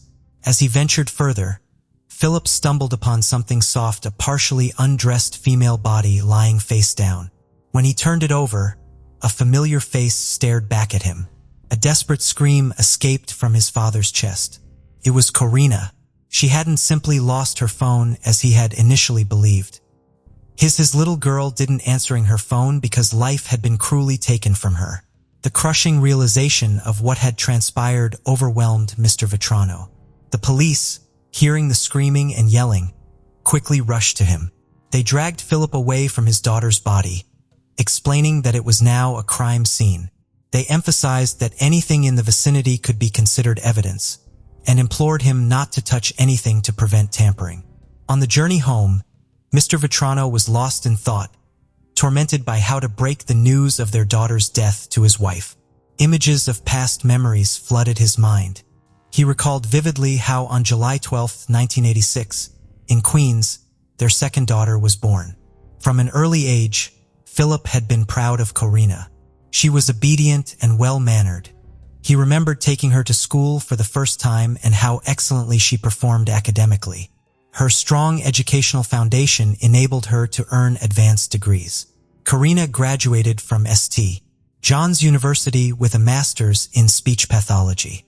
She always dreamed of aiding children and worked tirelessly with autistic kids. Karina loved traveling and writing and had a passion for sports, especially running, an interest she shared with Philip, which brought them closer together. He recalled how closely he scrutinized her suitors out of paternal jealousy, eager for her to find true love and eventually establish a strong family like his own with Kathy. He hoped for wonderful grandchildren. The return journey felt endless. As they approached the house, Mr. Vetrano paused at the entrance and took a deep breath. Fortunately, he didn't need to explain anything to her. She understood everything from her husband's face. Kathy cried, approached her husband, and hugged him. Soon Karina's relatives and friends learned of the incident. They struggled to recover from the shock. Believing in the sudden death of the young woman was hard, let alone its violent nature. Miss Vetrano had been subjected to a brutal attack. This was the conclusion reached by investigators. At first glance, it was obvious that the woman had resisted. Even in death, her fists remained clenched. Bruises and abrasions were found on her once young and healthy body, and her athletic clothing was torn. The autopsy showed that the back of the victim's skull had been damaged by a blunt object, probably a stone. However, the cause of death was asphyxiation. A clear mark was visible on the woman's neck. The forensic examination also revealed the intimate nature of the crime violence. The experts' findings confirmed the police's initial suspicions. Earth and grass were found under the victim's fingernails, probably in an attempt to free herself from her attacker's grip and escape. Specialists examined her mouth and found teeth knocked out and cracked in places. She had clearly bitten to defend herself. Even the woman's neck was covered with numerous scratches. She was grabbing with her hands, trying to force her attacker to let go of her. Shortly after this tragedy, new information leaked to the media from Princeton, Massachusetts. Another jogger's body was found among tall grass. The woman had apparently also been out for a walk in a secluded place and suffered a similar fate. At first glance, these cases seemed identical, raising questions about another potential serial offender. In the United States, geneticists took charge of the case, tasked with comparing DNA samples collected from the crime scenes. Fortunately, unidentified samples were found on both victims. Contrary to police expectations, the analysis showed no connection between the crimes. It turned out that the DNA samples belonged to different individuals. It's well known that most lethal crimes are committed by someone close to the victim. Thus, police couldn't ignore any possibility. To this end, the victim's father provided his DNA since he was first to discover his daughter's body. Later on, all of her relatives also underwent a DNA test which yielded no matches. Detectives then decided to interview Karina's family and friends to find out if she had any enemies or ill wishes. Turned out there were none. She was respected and loved by everyone. Investigators developed a new theory. Someone acted on base motives upon meeting Karina in a secluded place and attacked her. Feeling stuck, they sought public help by offering a $10,000 reward for information leading to the perpetrator. The initiative received widespread response. Detectives explored some 250 leads, conducted 600 genetic tests, and compiled more than 2,700 reports, all to no avail. It seemed like the perpetrator hadn't committed crimes before, or at least hadn't been caught for them, complicating things further. On August 31, 2016, a utility worker approached the police station with significant information at the time of Miss Vetrano's death. He found himself in a restricted area of the park one day. Suddenly, a man emerged from the bushes and took off running in a northerly direction. Because of his testimony, the New York Police Department created and distributed a sketch of the suspect in December 2016. However, they considered that the person shown in the sketch might have just been a passerby caught at the wrong place and time. Unfortunately, releasing this sketch didn't provide any new leads, and the investigation fell into another long stalemate. On December 4, 2016, the Federal Bureau of Investigation joined in to help solve Karina Vetrano's case. At first, they developed a psychological profile of the perpetrator. According to FBI experts, this individual was very familiar with the area, especially the park where everything occurred, suggesting he might live or continue to live nearby. Fearing capture now, he seems to avoid that area. It was evident he knew that the quiet and partially overgrown territory was perfect for hiding his actions. Based on this idea, police conducted screenings among local African American men. However, this didn't bring about any breakthroughs. Let's take a look about Chanel Lewis. Chanel Lewis's life didn't stand out much from other young African American individuals. He lived in one of Brooklyn's low-income housing complexes, approximately 4 or 5 miles from Spring Creek Park. Chanel was unemployed and living with his mother, 3 sisters, and their children.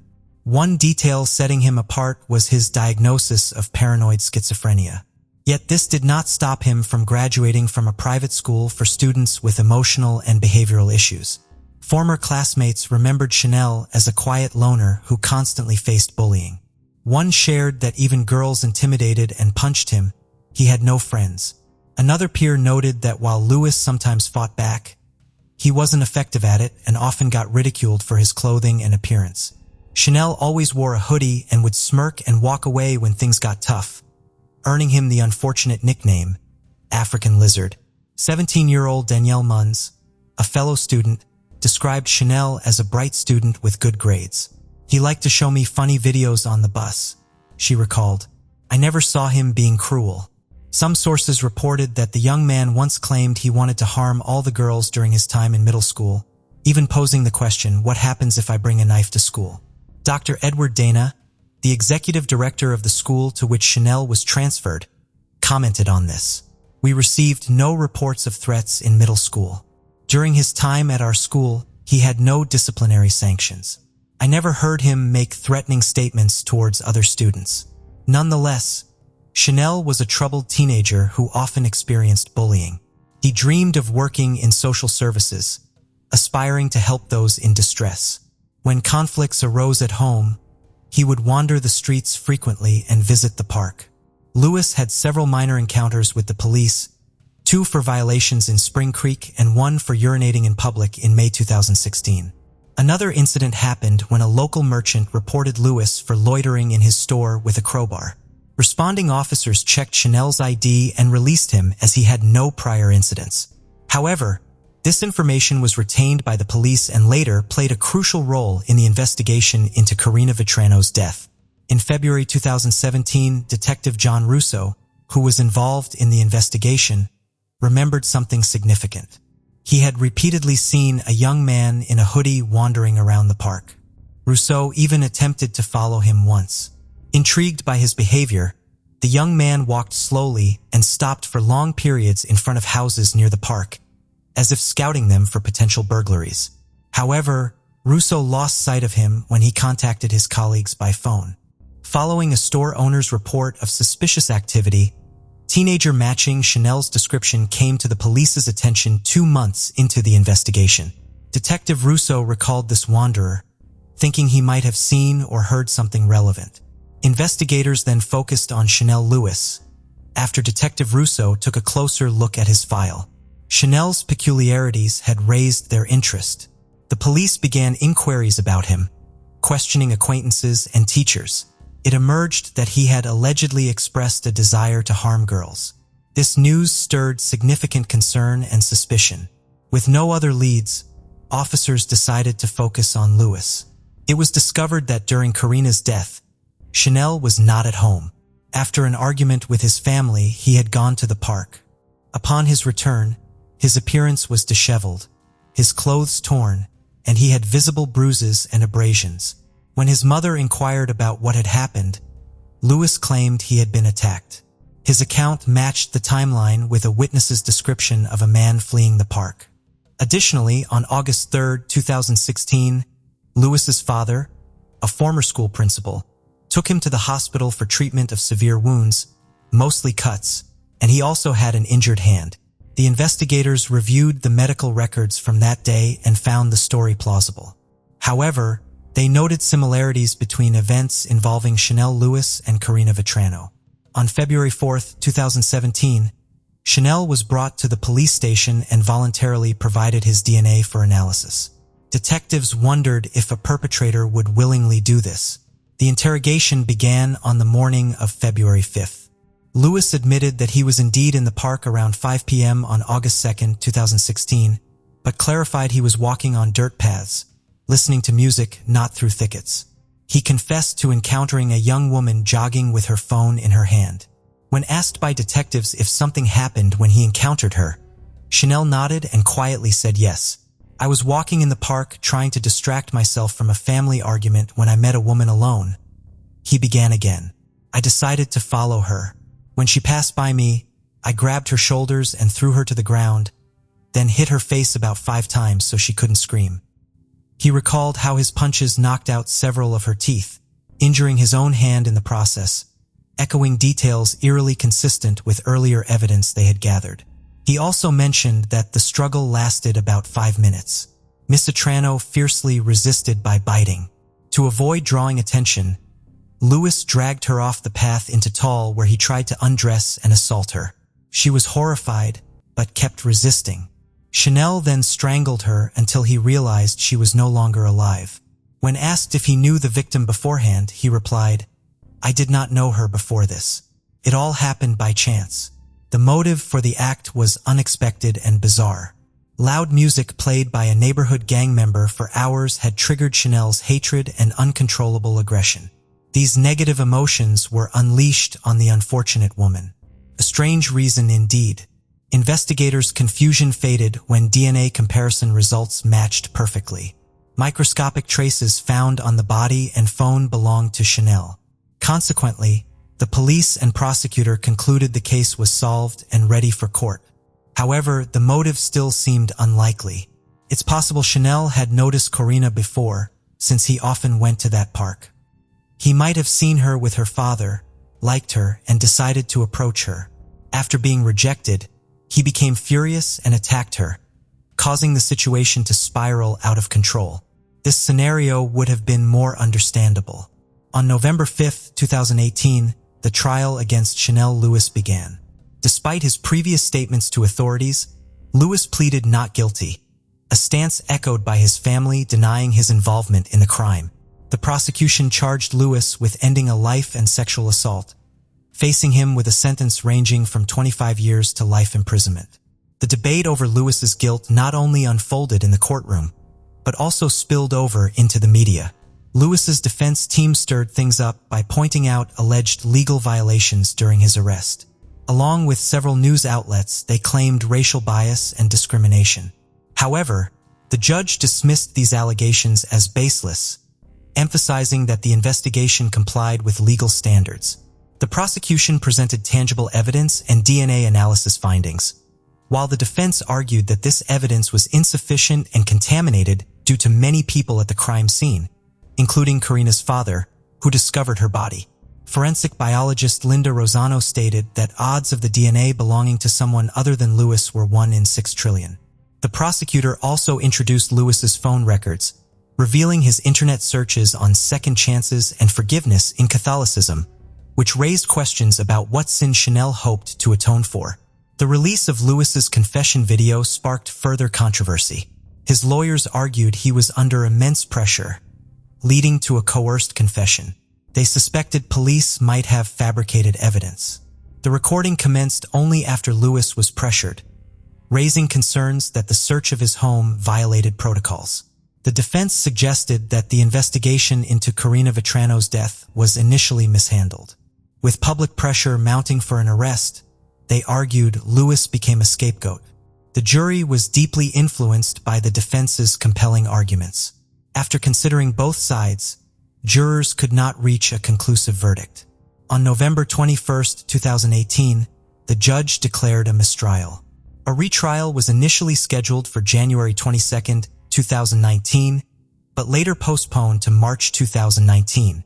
Following 5 hours of deliberation during the retrial, Chanel Lewis was ultimately found guilty of Karina Vetrano's death and sentenced to life without parole on July 23, 1939. The defense employed delay tactics by citing an anonymous source to allege misconduct by a juror, suggesting jury pressure and conspiracy. A case that seemed straightforward at first sparked widespread prejudices and fears in society.